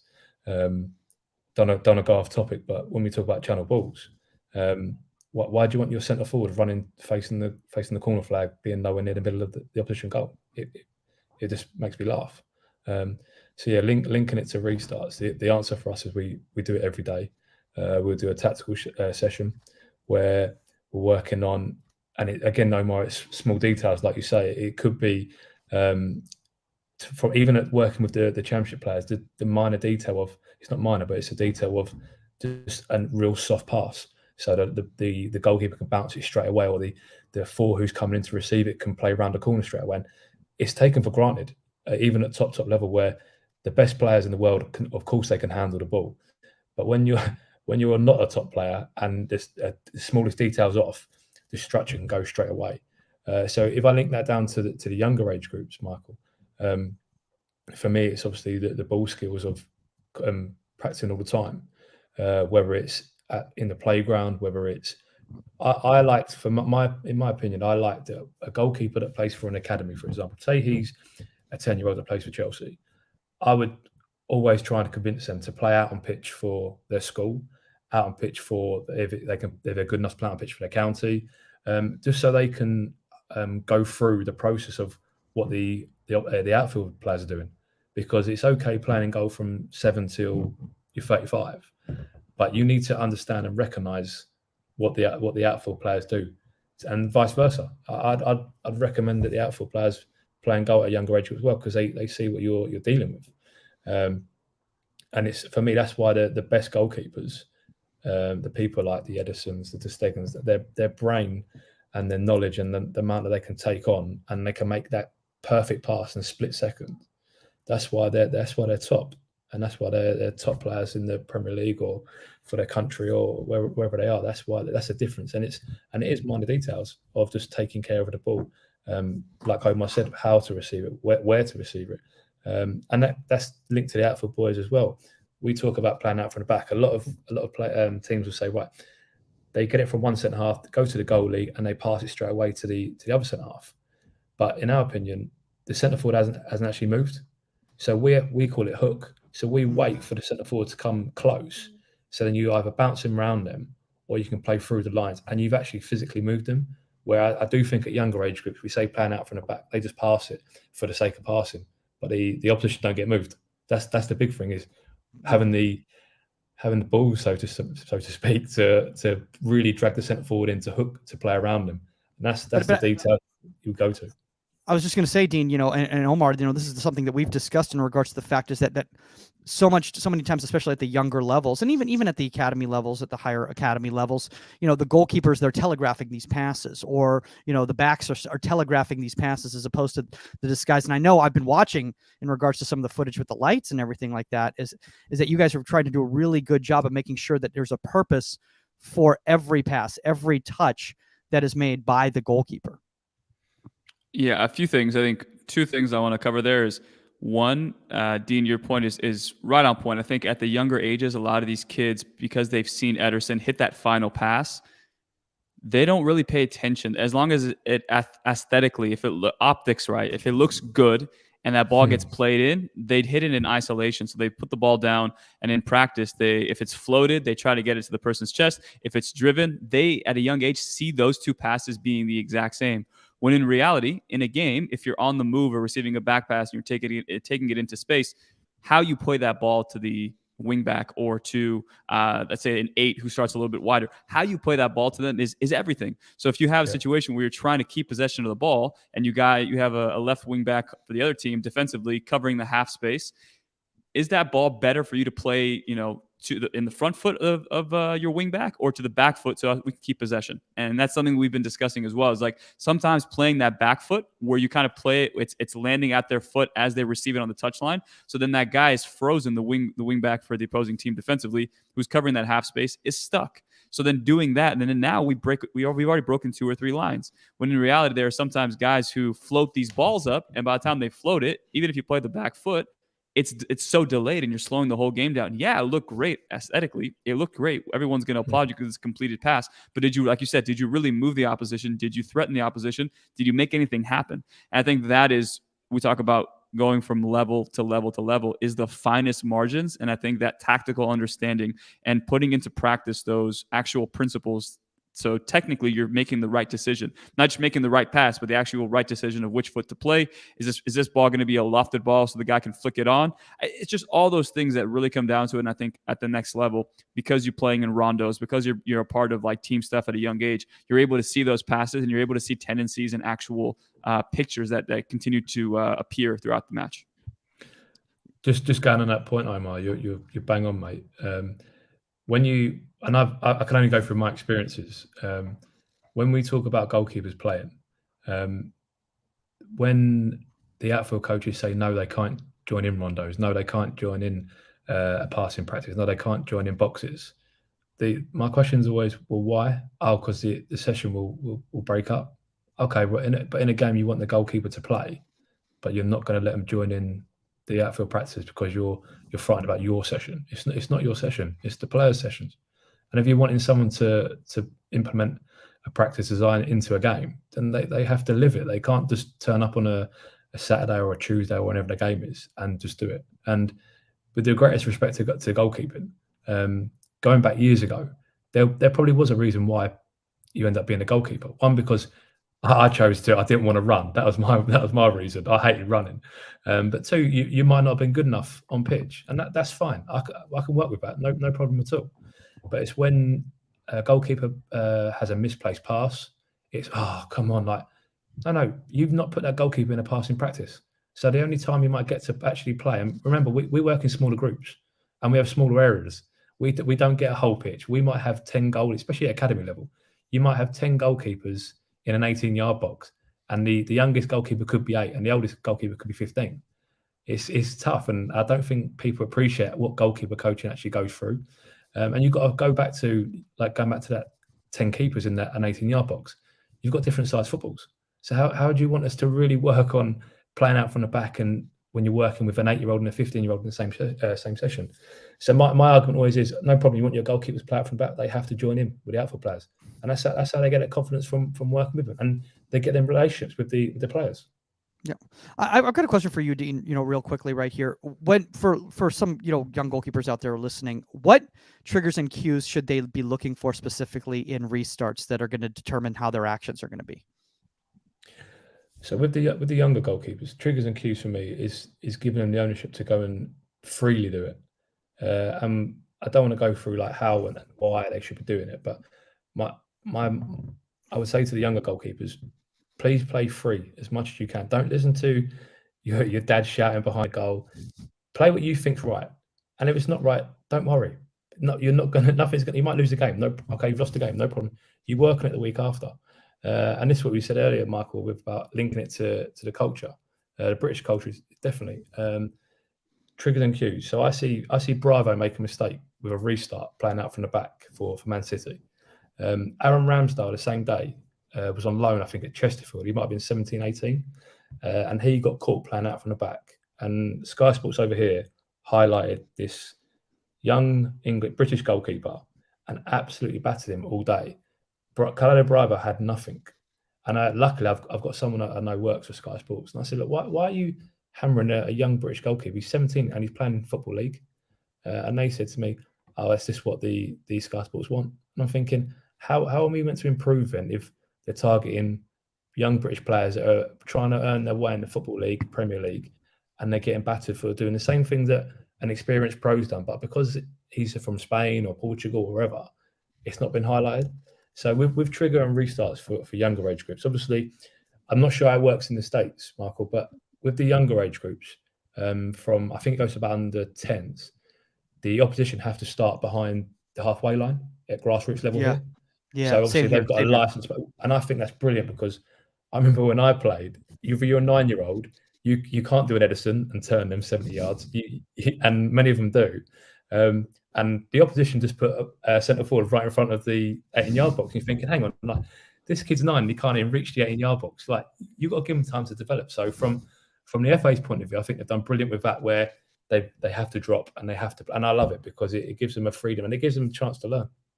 Yeah, I mean, Omar, before the build out line, when you were playing youth, you remember, your situations that you would get caught in when you were. Yeah, I'd get shit from half field, or I mean, yeah, it wasn't great.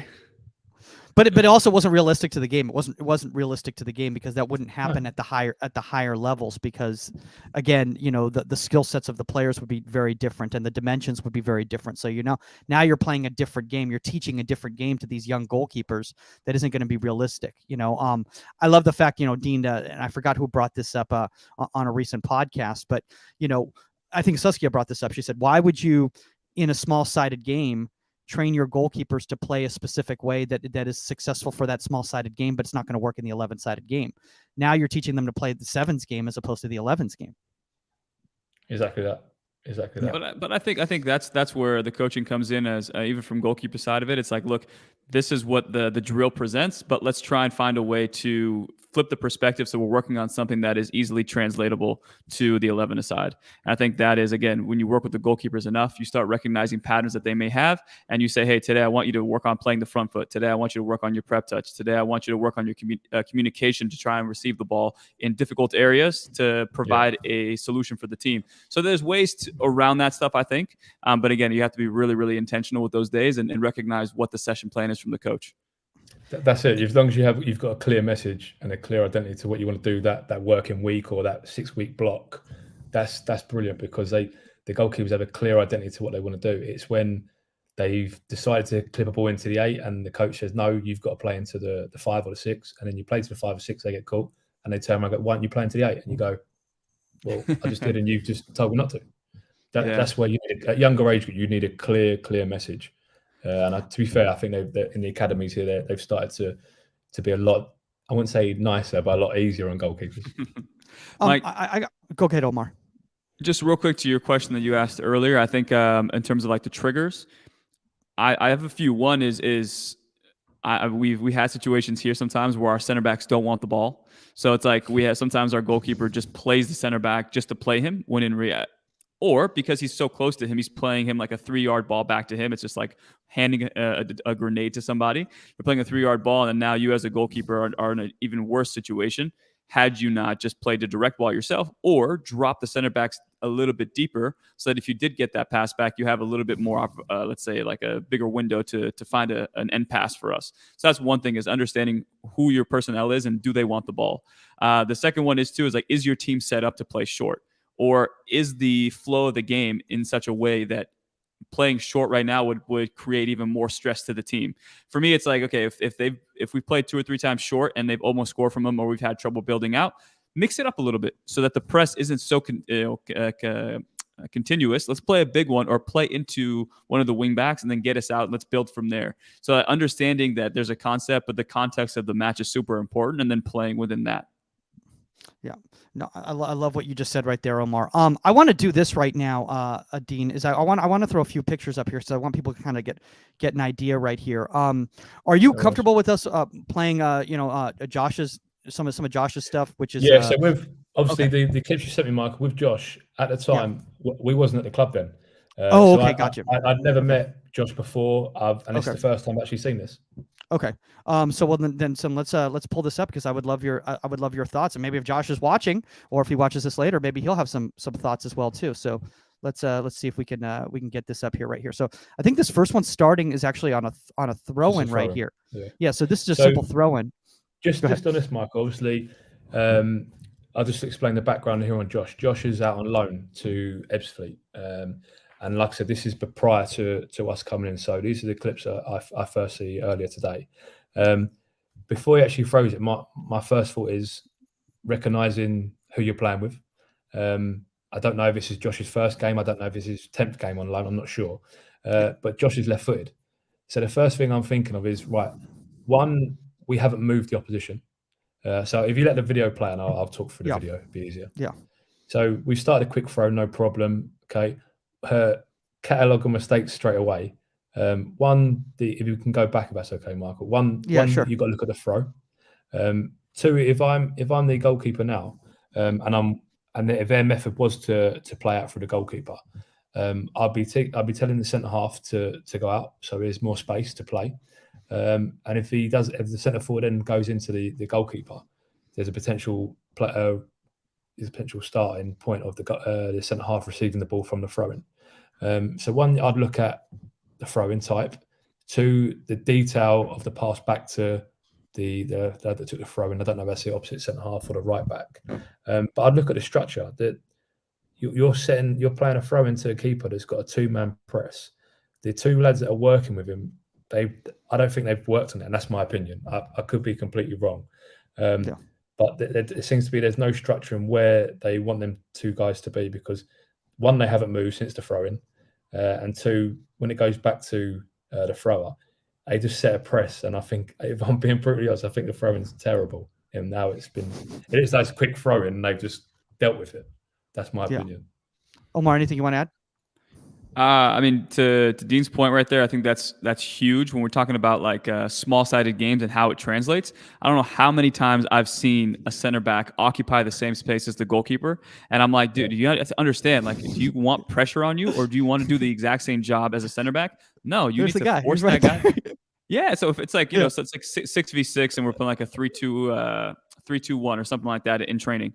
It's like, if you have that opportunity to step in as that left center back or that right center back, you push the wing back or the winger, the left back, right back further out, so you occupy that space. So to this point as well, it's like, yeah, maybe he didn't have full control of the situation because the guy on the ball is, I guess dictating the throw and when he throws it. But that's when you have situations of like, okay, look, can we shift you out a little bit further, just so that if I have to hit a one-time clearance, I'm not getting pressed, or if I have to have an opportunity to bring it down, I can take 2 touches and play a crisper pass. But again, it's those little things as well you can identify in training that will apply in these situations as well. I commend them as well, though, because they are trying to play. They want to play for it, and I think that's brilliant. So first of all, like, we can't be tearing them apart on what they should and shouldn't have done. Yeah. They've been brilliant and they've wanted to do it. But what I would say is the detail of the pass, the detail back from Josh to the thrower, and the movement, and go back to, it's like triggers, like you say. If you're getting thrown back, you need to move, and if you don't move and the structure doesn't move, it's gonna end in tears, unfortunately. Yeah. I think he did really well here. Shit, I mean, he did better than most people probably would do. I mean, I would probably have done the exact same thing. I wouldn't have tried to take a chance in that situation right there. I mean, because again, you're right. The way that throw-in came in, the flight of that ball right there, and the distance of that player to him, like, if you're going to try to play that ball, I mean, I probably would have cleared it, because honestly, I probably wouldn't have even taken the chance of trying to play it back into a space where somebody could get it. But I'm not as good as Josh. So here's a question for you guys. How many times in training sessions do you actually work on throw-ins? Whether it's in a small-sided game, because most teams start from, if the ball goes out, it's the opposition goalkeeper that starts it, or they might start with a corner. How many times do you actually work on throw-ins in the week, considering it's a massive part of the game? In here, I think normally in ball in play is normally in the games we play is normally about 57 minutes ball in play. So the balls that are played a hell of a lot. How many times do we actually start with a throw-in? And how many, even at first team level, we've got players that struggle to take a throw-in at first team level because either they've never played that position before and never had to do it, or they don't work on it. How many teams actually work on a throw-in? Omar, you want to speak on that? Do you want to get fired or what? No, we don't work on it enough. But I mean, I think we even counted sometimes too, like how many bad situations we put ourselves in because we're not set up on the throw-in or we haven't worked on it. Yeah, how many turnovers and then transition moments because our opposite 8 didn't shift in, and now there's a huge gap in the middle of the field. There's like things like that. We did a study actually last season at MK Dons, our previous club, Swansea. And if I remember rightly, I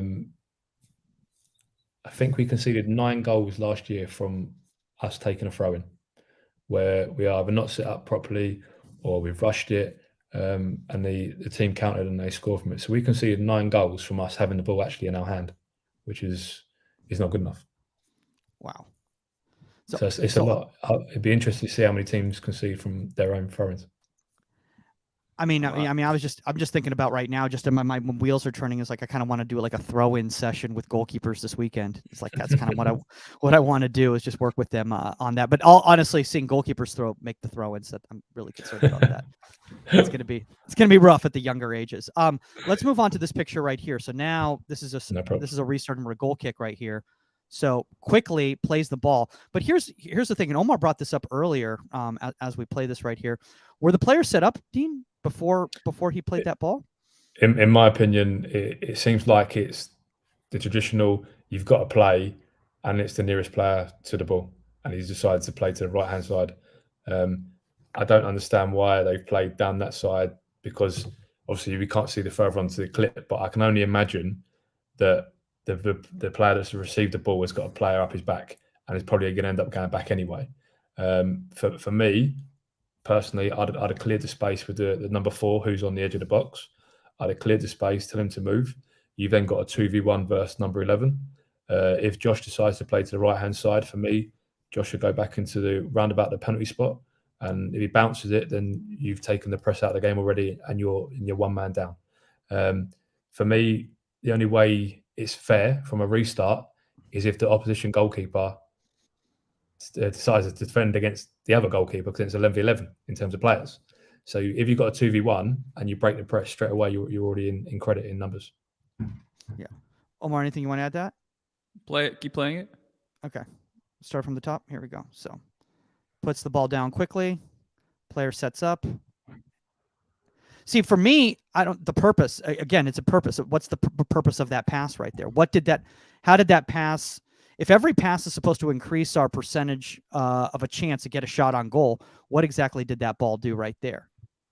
Yeah, that's honestly one thing as well that we've tried to change here at with the lights is where you're being pressed as a center back. And again, this is just like overarching theme, not necessarily this clip, but it's like the theme of if you're going to play the center back, make sure he's not in line with the striker, because it's an easy like direct route from that striker to go vertically directly to the center back. And now the center back's either going to play you a terrible pass, or if the wing back is too advanced, that guy literally is going to do this, let the ball go across him and then play a long ball. So it's just it kind of defeats the purpose. But again, too, just making sure the players are set up in a way where they're not in the same line as the press. Yeah, I mean, for me, like this is something that I see at the youth levels all the time is play the ball quick. And again, did you look at his glance? He's literally, this is not nothing against Josh at all whatsoever, but look at his shape. For me, his shape is only looking that space. Yeah, for me, this is what we do in England even at academy level, at grassroots, younger academy level, where playing out from the back, they played centre half. You get trapped down one hand side, the centre half ends up launching it 50, 60 yards. That's not playing out from the back for me. That's passing the ball and then just trying to turn the opposition. That's not how I see playing out from the back at all. So, Dean, do you see that as just kind of passing the responsibility onto another player to make a long ball, basically? Completely that. If the opponents decide to do a high press, no problem. But if their back four or back three are starting on the halfway line, and I know with Josh's kicking ability where he can reach from a goal kick, you can't be offside. So have your centre forward start 10 yards deeper, because then when the ball goes over the top, the back three or back four, however many it is, they're going to go, oh, actually they can turn us and go long as well, and then that creates a space where I guarantee you in this clip, in that half, I reckon there'll be at least 18 players. There might be a couple in the opposition half. It'll be about 18 players.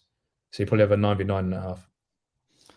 So let's go here, because we were talking about, and you were talking about not playing into channels here. By the way, I don't want this to feel like this is like a ragging on Josh Gold situation right here. It's just we're using this for educational purposes. Of Josh is watching this right here. We were just concerned about showing any Swansea footage because I mean, unless you're comfortable with old footage. I can do some bits, no problem. You can? Okay. I posted the goal kick. I just want to let you guys know I posted the goal kick, and that I posted it on my Instagram. I don't know if you saw, about a month ago too. I posted it and it got a lot of attention. People were, some people were huge fans of it. I can explain it. It's no problem. Okay. We're going back to the channel ball, Michael. And this is more for the outfield boys, really. But if you're a right back, for example, and you've come through the academy, you've dedicated your life to being a professional footballer, you get all the way through from being an under 8-year-old all the way through to 18, 19, you make your first team debut. You've got to be a very good player to be a professional footballer. You've got to have a little bit of luck, but you've got to be able to handle the ball if you're a first team professional player at 19. And if someone tells me, right, you're going to get the ball, and what you're going to do, you're going to smash it 70 yards down the touchline for a channel ball to the corner flag, I would say, why have I give up the last 12, 13 years trying to be a professional footballer for that? It makes absolutely no sense. And then in England, it happens all the time. They get it, they smash it, it goes out of play, and the crowd cheer. And I think, what are you cheering for? You've just kicked the ball out of play. And then on the flip side of that, you've got your centre forward running down to facing the corner flag away from goal. Now, I don't know if I'm wrong here, but if you're the centre forward and you're playing up front, there's a reason why you're playing up front. It's because you're probably the best at finishing in between the boxes. So if you're getting told to run down to face the corner flag, you're going to have a centre half that's going to want to kick you or climb over the top of you. I'd be thinking that's not my role. My role as centre forward is to stay in the middle of the goal. So when a cross comes in or when a pass comes in, I'm the best one right now in this team to finish it. I just don't get why we do it in this culture. We get it and we crash it down the line. It goes out of play and everyone claps. I think it's madness. Well, I mean, I'm just looking at this play right here. And again, different club on loan in a different environment right here. But now when I'm looking at this right here, this play right here, we could have accomplished the exact same thing with it, probably put ourselves in a more advantageous position from a spacing standpoint with playing that ball out. Can you go back to where Josh has the ball, Michael? Yeah. Okay. My argument would be, why do you need to kick it? You're not being pressed, so why don't you take more territory? Why don't you gain more yards? And then if the 9 does press you, he seems to be the nearest one to the ball there. You've got you've got the left side centre half, and you've still got the number 4. So you've got a 3v1. And if the other, I think it's number 11 here with the red boots, if he decides to press from the opposite side, no problem. You can find the opposite side of the pitch. You've got a lot of space, and you've still got time. I don't see the need to strike the ball yet. I'd still try and gain yards. One more thoughts? Yes. No, 100%. I think that's also too, like, the tactical understanding of reading what one action does for the opposing team, and they're all patterns. And I think most teams, for example, if they smell blood, you're playing short. Eventually, where's the space going to be? We've had so many situations this year where we've had literally a 3-on-3 because with our 3 strikers, we play a 4-3-3 here. So we have our 3 strikers who are being covered by 3 center backs. So it's like, okay, well, if we're playing short, Eventually, if you have to go big by drawing them in, if you're going to go big, now we've created more space for our strikers, and now it's 1v1. So it's like whether you're playing into one of those guys and one of them makes a run, it creates that space for someone to check in like a false nine. They get it, they turn, they go. But I think our team is structured for that. We have 3 really good strikers, so we understand that if we're playing short, eventually our strikers aren't dormant. They're not just standing there waiting, but they're actually creating opportunities for our goalkeeper to say, okay, last resort, I'm going to go big. But it's an educated decision. It's not, or it's a calculated decision, not something that we're just doing to get away from pressure. Yeah, and when you go back to a calculated decision, that's the reason why we believe in the way we want to play, because not one opponent can press for 90 minutes. It's impossible, physically impossible. And we always say if it's 0-0 at 60 minutes, we know we're going to win the game, because they're physically tired from chasing the ball, and you're passing them to death. Where if you decide just to turn them and make it a game of basketball, it's a flip of a coin who wins the game. If you're playing around them, playing through lines, if you're creating space, if you're standing structure, the opposition will either make a mistake where they go to press and they can't, and they shouldn't really press. They should stay in their zone or slot, and we get a chance there. But also mentally, it's draining. If you know you're not going to come, you're coming to Swansea and you're not going to touch the ball, we're already on the front foot because we know we've got that advantage. So that's why we say we hate making a game of basketball, because it's anyone can win you, and you rely on one player to win you that game, that little bit of magic. Where if you've dominated territory, dominated possession, if you play that game 100 times, 99 times out of 100, you should win the game. There's always going to be that one time where you don't, for a little bit of luck or whatever. But if you're passing the ball around and you're keeping to the detail, the opposition find it really, really tough. No, Omar, how are you doing on time here? Well, go ahead. No, I'm doing okay. I have 30 minutes. I'll be fine. But just to the point that I was trying to make earlier, to Dean, you saying essentially, I think for young coaches, myself included, where we're attached to the philosophy of the coach, or we have our own philosophy about the position. It's like a lot of that stuff is tried and true. Like we've experienced it and we've seen it progress to the level that we're comfortable saying that this is what we stand behind. And I think there are times too where you're standing behind something, it doesn't work once or twice, but because you're so rooted in what you believe, like you said, there's kind of just like, okay, it didn't work. Okay, like, you want me to change? You want me to completely just throw away all the work we've put, we've put throughout the week? So I think that is where I think some coaches, and I had a college coach sometimes as well, where we prepared the whole week and then the first 5 minutes didn't go the right way and he threw things completely, into the trash. He was like, nope, okay, let's revert back to what we were doing. And you lose the trust of the players, because it's like, well, we just worked and you felt capable throughout the week that we could, take this assignment and run with it. And now all of a sudden, because this team, exposed once or twice, exploited certain spaces, now we're completely throwing that away. No, let us adjust, let us adapt. But you need the ability from the coach to allow that to happen and manifest. We have a saying here, or the fans have a saying here. If it's not going right, go to plan B. Now, in England, for us, plan B means hit it as far away from our goal as possible to the big man up front. That isn't a plan B. If plan A is not working, no problem. Make plan A better. You have to work harder. Plan B isn't getting the ball and crashing it to the centre forward. That's not a plan. That's crossing your fingers. And unfortunately, there's still a culture here in England. If it doesn't work straight away, we don't worry about that. It's just crash it to the centre forward. That doesn't give you long-term results. That don't give you long-term gains of players. Linking it to obviously the business model of clubs. If you're going to a League One or a Championship, whoever you are, if you're going to watch a game, and if you're, for example, you're watching a midfielder, he's in a game where it's a game of basketball and both teams are crashing it. All he does is watches the ball to go over his head for 90 minutes. The scout comes back to the team and goes, "What's he like?" "I don't know. He didn't touch it." Where in the way we play, they get a lot of touches of the ball.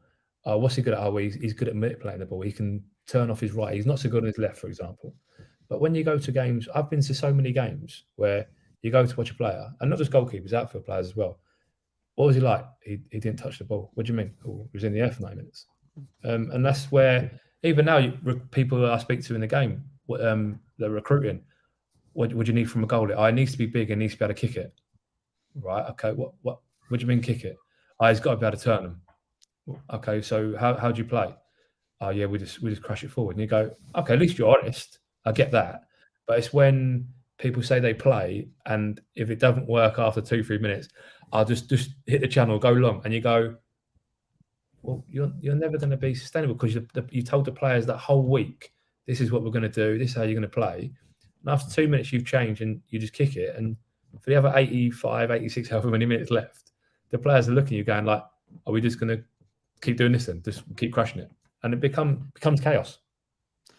Yeah. I want to post this right here, Andy. So Dean, sorry, I'm talking about Andy right here. So here I want to post these pictures right here, because now obviously higher level. You know, let's just be perfectly honest. This is a higher level than when Josh was at what was on loan right here. And I kind of want to showcase where everything kind of starts with. Right that's here. fine. So linking this to the starting point now already. The goalkeeper Andy Fisher and the centre half Cole Norton have already figured something out completely different, because Kyle normally starts in the corner 6-yard box, because the centre forward normally starts either side, obviously nearer to Kyle to go and press the ball. They've already figured out, right, the centre forward started on the middle of the 18-yard box. Well, no problem. We'll start wider. And then if you play the clip, Fish should play to Norts and Norts should drive for the ball. Okay. Yeah. So we've stopped there, right? So one pass has already taken that centre forward out of the game. Okay. So you're now on to a 10v9 or 11v10, how you will look at it if you want to include the goalkeeper. From just a starting position to a basic 10-yard pass, okay, he's taken out their centre forward. So if you play the clip on, right, so, or the Carfer. Okay, so if you go back slightly, I'll explain to you some bits we do. If you keep playing, I'll tell you when to stop. Okay. Stop there, right. Okay. So if you can see how now number 4 is running towards the ball. Okay, it should never be straight line. Okay, there's always be an angle to pass or receive. So the number 4 that's running towards the ball, he's left-footed. So if he plays to his right-hand side, obviously safe side, you've taken that midfielder out of the game. You've then taken 3 players out of the game. Okay, what Fisher now, the goalkeeper, should do, and he should be coming nearer towards the middle of towards the edge of the 18-yard box. So if Kyle, who's on the ball now, decides to bounce to midfield number 4, he then has a shorter distance to play to Andy Fisher, who can then go straight away, either first time ideally, and he can play out from the other side. So again, you've taken 3 people out of a press by 2 passes. Wow. Omar, anything you want to add to that? This is next level, man. No, I'm going to use the term now, safe side. I always say like the back foot, but safe side is probably the right way to say it. So I'm going to use that from now on. So when he passes there, so if you see now, if you go back slightly, and this is something we worked on with Andy, and this is what you said about earlier, Omar, about when you're young, you're getting taught to receive on the back foot, go wide. Okay. If you watch now Andy's run as he passes it, he actually goes wide and then realizes, no, like we've told you to stay in the middle. And I'll explain why in a minute. If he plays it, his first thought is to go wide. And he realizes, oh no, I've got to come back to the middle, right? We say if you go wide, you can only play down one side. If you stay in the middle and be that bounce, if you're that good, you can scan the whole pitch and you can recognize what's going on. Now, the reason why most goalkeepers, everyone wants to go wide, is because normally they go onto their safe side where they can play first time with their stronger foot. No one ever wants to get caught in the middle where they might have to chop it with their right foot to their left or left to the right, vice versa. We say no, like the way you. But Dean, that's a lot of youth coach. A lot of youth coaches are telling the goalkeepers to go wide because they're concerned about them, giving up a goal that way. But our argument is, whenever you've got the ball, if you're a goalkeeper, if you're an outfield player, as soon as you've got the ball, drive to the middle. And the reason we say we drive to the middle, if no one presses you, no problem, you go straight to the opposition goal. At some point, someone's going to have to come and press you. So that's when you hook them. Okay, so as soon as we get the ball on the pitch, ideally, you should now drive to the middle. Okay, so here we're playing now to play into the 4 to bounce. But whenever you receive the ball, regardless if you're a left winger, if you're a right side centre half, wherever you are on the pitch and you receive the ball, drive towards the middle of the pitch, because at some point someone's going to have to come out and try and steal the ball from you, and that's when your structure is set up to play around or through or beyond or onto, and that gives you numbers in your favour. So this one here, if you see now. See, this is the picture that I'm very curious about, because it's so direct right here, and you're literally communicating to stay direct like this. Look how flat. So he says stay away, and if you play it on, okay, I think this is the clip where Joel rolls inside. Right, perfect. Right, because if you go back, the 8 that's pressing noughts now. So I think it's that's Tom Ince. I think he's wearing 19. If he decides to stay with Joel, who runs inside the pitch, okay, our number 8s will then come out to the outside and receive it. And the reason why the 8s do that is because he creates a 2v1 with our wing back against their right back. So if the right back decides to jump, we can already play through into our wing back that's through down the side. If he decides not to jump, which he doesn't here, our number 8 should drive towards the middle of the pitch. And then at some point, someone going to have to engage. So now you see the bottom of the screen here, our number 8's now coming out of his slot to receive the ball, because the number 8, because of our 2 8s, where we play it free up top. So we call them number 8s, it could be called number 10s. So you've got a centre forward and 2 8s. The centre half's not going to get one dragged all the way across that side. And what he does now, if he plays, he will receive the ball and he'll drive towards the middle of the pitch and create an overload. So, I mean, we gotta extend these clips. I know, man. I mean, I wish they were longer, but the problem was that you have to cut out the all the logos and all that stuff so that you don't get copyright infringements. So you got to do a little editing here. I'll send you some bits into the season. That'd be amazing, man. If so, you see on that last clip where our left side centre half decides to run towards the middle of the pitch. Yeah. If the wing, because obviously people do the homework now on us, if they decide to run and block off the number 8, which is receiving at bottom end of the pitch, all he's got to do is play a 2-yard pass into the middle of the pitch, 22, and now he's got a 3v2 in the middle of the pitch. Yeah. I want to move on to this one right here, because this is from a traditional goal kick right here. And again, we just saw an example, from a lower league right here. So why don't we kind of walk through this one here, Dean? Yeah. So you press play. Good. Right. The first thing.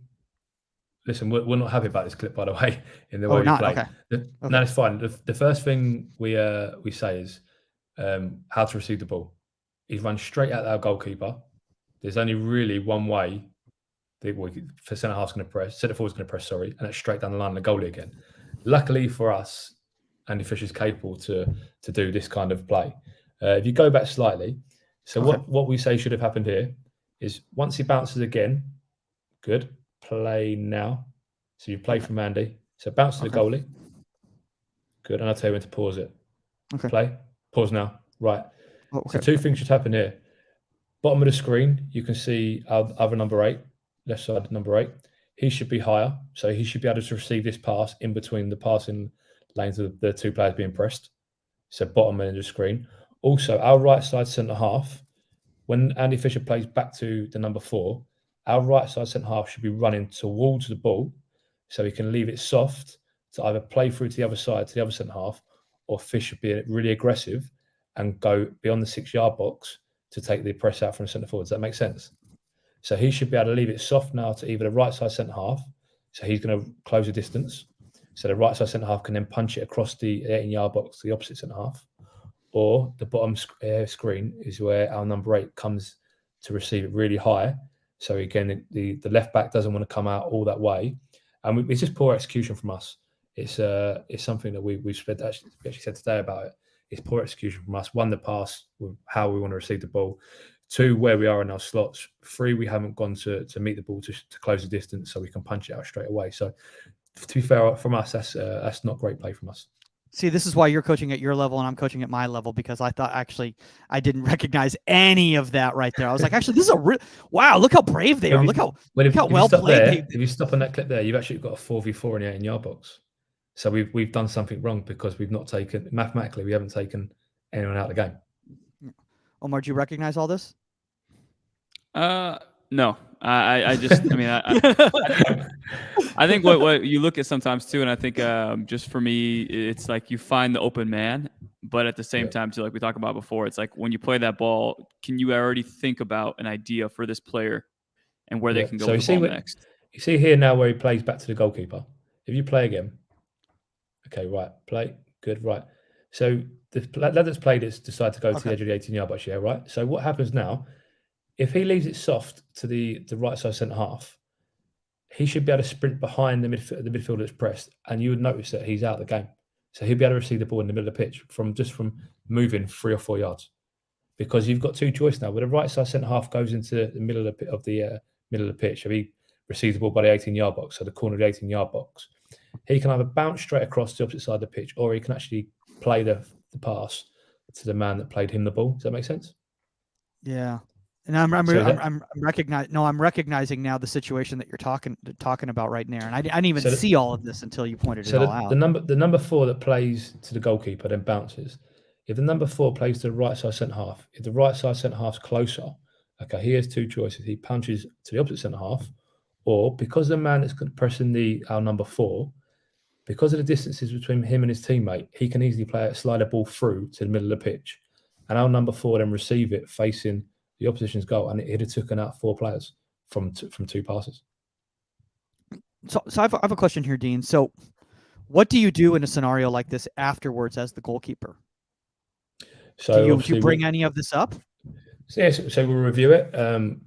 Like I said, we're really lucky, and our manager recognised straight away and turned to us and said, "Listen, they should have done this." And we reviewed it today with the defenders, and we asked them, "What do you think?" And to be fair to them, they all said the same thing. The way to receive the ball wasn't on, so we looked at the fish and said, "Why did you play it?" And he said, "Yeah, fair point. Shouldn't have played it." And then we all said to the right side centre half, if you're not creating space to receive the ball, as it goes through the middle of the pitch, you have to run in to one. If we lose the ball, you're nearer the centre of the goal to defend. That's your first fault if you lose the ball. But also, if Jay plays it soft to you, you can bounce or you play through the press, and you've taken 4 people out from 2 passes. So yeah, and obviously our number 8, Joel, ideally would be higher to receive. And 9 times out of 10, Jay will split them, the 2 pressing, and would be out from 2 passes. Man, I feel like I'm glad I finally woke up, because now I'm learning a lot today. I'm not gonna lie. Earlier when we were just answering questions, I was just learning about Omar's Ramadan schedule, but now I'm really learning. So, Dean, I appreciate you taking all this time. Honestly, for those people out there who don't know, the championship season is a grind. It is a brutal. What do you guys play? 70 games a year? I don't know. It's a lot. It's a lot of games. It's 46 league games, but obviously with cups, you could end up easily playing 65 games, easy 60 games. But 46 games, obviously with COVID and the World Cup coming this year, it's normally 2-3 games a week. It is tough, and it is tough to. I think that's where we're a little bit different in terms of how we are as a staff. We're really consistent in our message in terms of the culture. Regardless, win, draw or lose, it's about performance, and we'll always review the performance as quick as we can after a game. So, for example, if we play away, this coaching staff, so the manager, myself, Matt Gill and Chris O'Leary, we'll watch the game back straight away on the bus, going back to obviously the ground. The analyst boys will clip up the actions we need to show the players, whether it's the next day if they're in or the day after. And even when we play at home, as soon as the game's finished, as a coaching staff, we'll watch the game back straight away. And we've got everything planned in place for the next day or the day after, like I said. And it's clear messages. Like when you walk into the building, you should be able to walk into our building, guys, if it's a Monday morning, you should be able to walk into our building and you wouldn't know who won, draw or lost. And the reason why we do that is because it's all about consistent messages. If we're telling the players to play freely, and if we do concede and we're up in the air, then as a staff, we're never going to help them. It is about performance, and long-term performance. You get long-term gains. If you believe in a style and you believe in the way we play, then we only believe it's going to be successful. For us as a staff, it's been successful already because Russell's first job at MK Dons, we were there just under 2 years, and Swansea came calling. So we've seen it. We've gone through it. We've breathed it, and it's the club we wanted to go to because of their beliefs as a club and as a fan base. So for us, it's all about the process. Yeah, and you brought some of your goalkeepers from Dons to the club, didn't you? Yeah. So just on Andy Fisher, he was currently signed for Blackburn Rovers. I knew their goalie coach really well just through years of coming against each other on courses, and he always said to me, "I've got a goalie in my team that he's not playing for our first team. He's currently number 2 and number 3 at the time." And he said, "Look, I really fancy him that he's going to be a top goalie." As you do your research, you watch him play for the 23s, you watch on Y Scout, you keep track of his progress. And it got to a point where we could do a loan for him at MK Dons. So we brought him on a loan. And unfortunately for Fish, he didn't play at all that year because obviously COVID made the season finish, curtailed the season. And our number one at the time, Lee Nichols, who's now playing for Huddersfield, he was playing really well for us. And Fish never got in the team. And then when it comes to the start of second season, I said to our gaffer, look, I'm really keen to bring Fish back because I believe in his qualities, and the gaffer loved him anyway. And we finally got him done on a permanent. So we signed him on a permanent deal. He ended up getting the shirt, and he went from there, and he flew, and he kept Lee Nichols out. Obviously, coming to Swansea, and the style that we want to play, you've got to trust the people that can do it. Obviously, you want people in the building that have lived and breathed it already. So we had to wait 6 months till the January window opened to sign Andy Fisher. And that's because obviously we know what he brings to us as a coaching staff, but we know what the qualities he brings to us as a goalkeeper to the team. First and foremost, keeping the ball out of his net, which is his job, but also having the ability to play the way we want to play, being calm and composed under pressure. That's awesome, man. Well, as we start wrapping up right here, Omar, any final thoughts on restarts before we let Dean plug all his academy stuff going on? No, I think just I'm on the side of I've seen how much more beneficial it is to have a goalkeeper who obviously wants to play out of the back, but have a head coach that trusts their goalkeeper enough to play out of the back. So I'm just hoping that.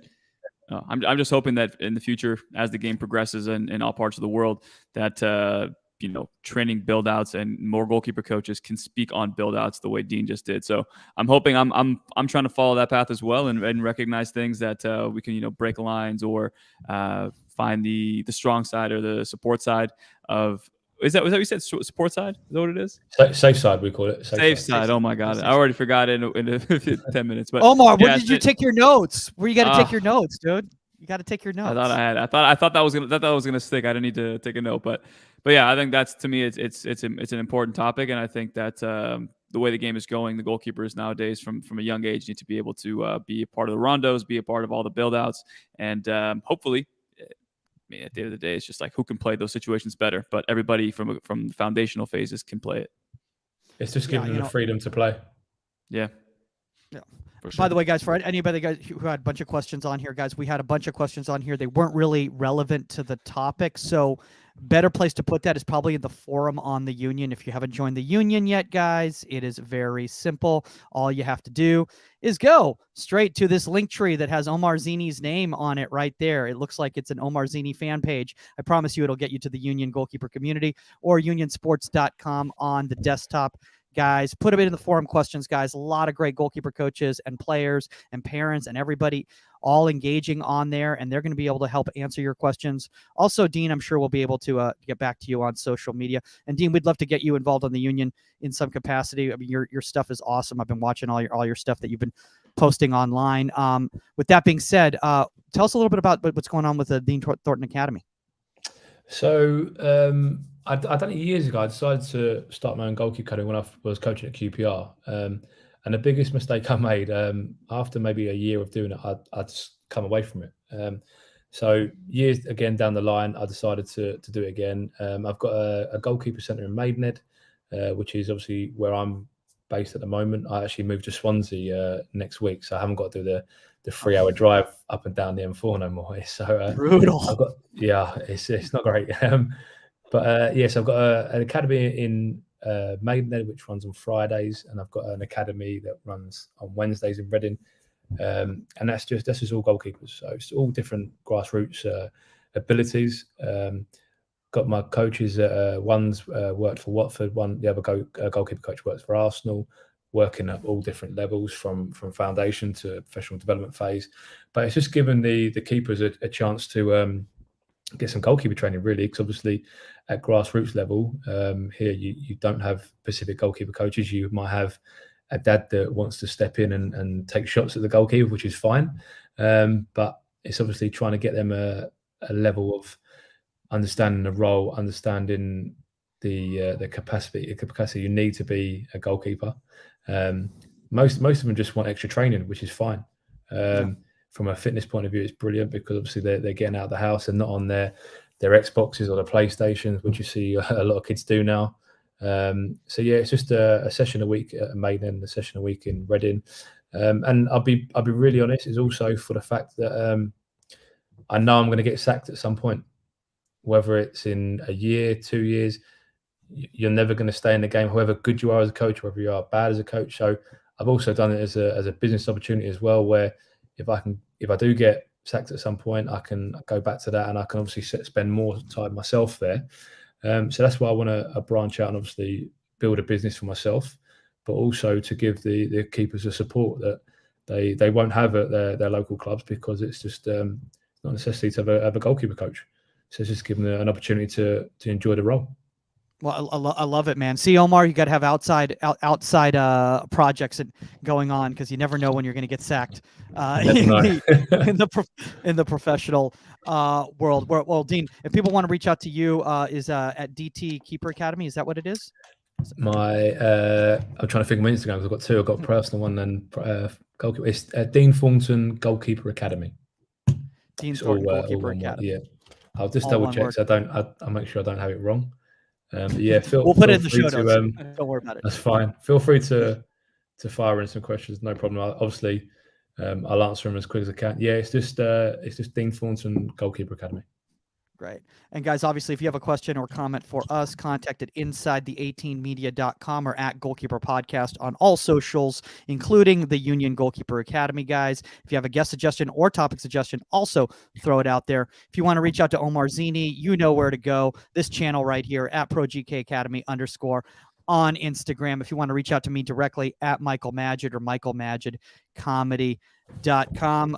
Dean, thanks honestly for all the time, guys. That's all the time on Inside the 18, and we are out. Later, guys.